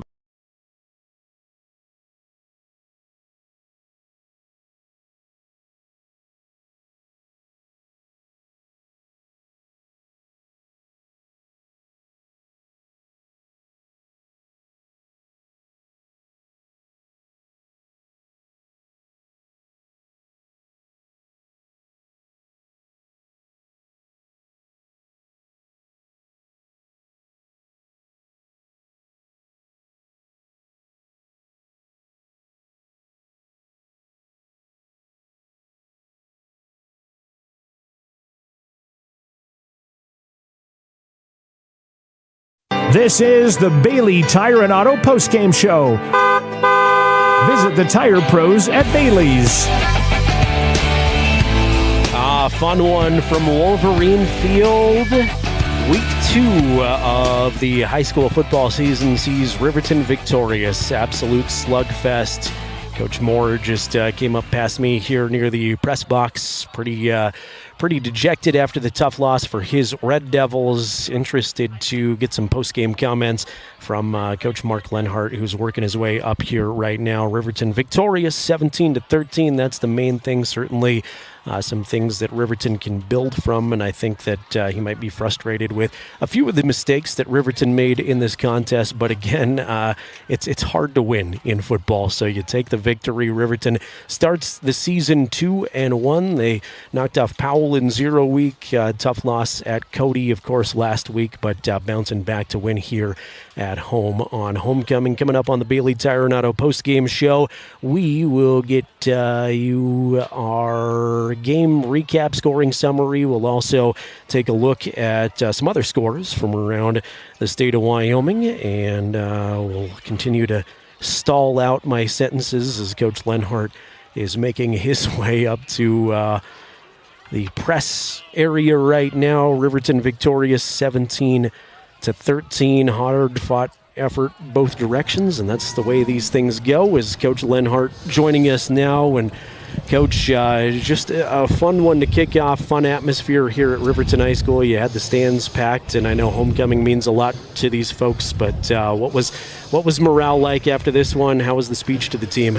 Well, I think that, you know, a program who hasn't won a lot in the last few years, it's good to win a couple of these close games. It means that we're starting to make some plays at critical times, and you know, I think it was one of those games where you know, they got some good players, and we ended up coming out and being able to run the football on them pretty effectively early, and then they tightened it up, and then it was just one of those games where it felt like, God, if you keep it within a score, it's going to be a problem for either person. And so kicking myself for the reverse call down here at the inside the 10, you know, I mean, we'd run it at him pretty effectively, and I thought maybe we could get the edge, and you got to give their kid a bunch of credit. He made a great play.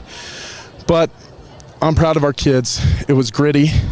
We won the game, but you know, it's never as good as you think it is, and it's never as bad as you think it is. And I've said that every week I've been up here, but one particular part of our game that I didn't think was very good this week was our practice. And, you know, I didn't think we practiced to the best of our abilities this week. I thought that we were distracted. I think there's things going on, and I think that this is a bit of a community epidemic. I see kids missing practice at the middle school level. They miss it at RJFL. They miss it in their other sports. And, you know, for people who are listening, people are like, why would he say this after we won? Because it's not all about the result. It's about the work that you put in, day out, and learning how to grind. And we have to learn how, as a community, to understand the value of practice. And this AAU generation of, I want to play 5 games a week and practice twice a week, that's not getting you any better. And I hope whoever's listening, if you're driving on your way home and you're listening to the game, you understand the value of practice. Because the grind, the day in, day out, that's what's preparing these boys for life, to be husbands, fathers, employees, neighbors. I mean, there's no days off. And I really think that as a community, we have to do a better job of making sure that our young people are committed to whatever sport they're in, not just football. Very well said right there, absolutely, and appreciate you bringing that commitment to excellence every single day to the football program and the community as a whole.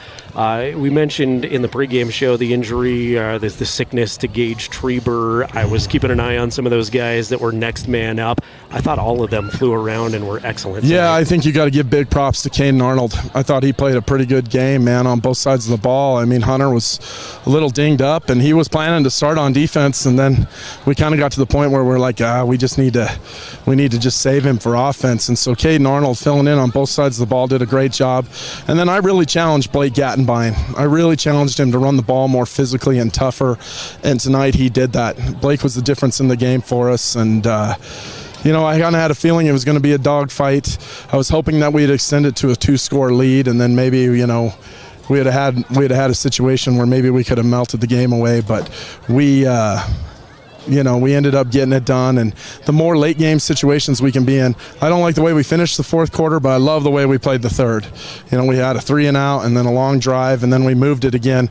But we got to do a better job of closing the door in the fourth quarter. But we did a lot of really good things tonight. It's kind of weird how the schedule has sorted itself out with the 3 home games. Do you like having these 3 back-to-back here, or would you rather space it out a little bit more? No. I mean, when you go your first 2 on the road, I don't mind it. Yeah. You know what I mean? And so, like Coach Guff, and he came down, he said, never had a doubt, and we're going to have a saying this year, a rose is a rose. We've got 5 juniors or 5 seniors playing football. You know what I mean? We don't have very many guys.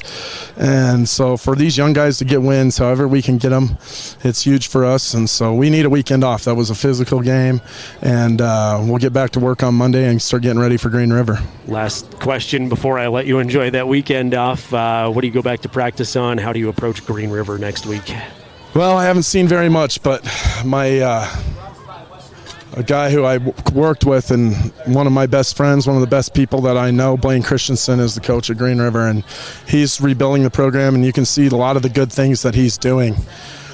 I'm really, really thankful for the hard work that he put in for us in Rock Springs, and I think the world of the kids. So he's going to know what we do. He's going to know my tendencies.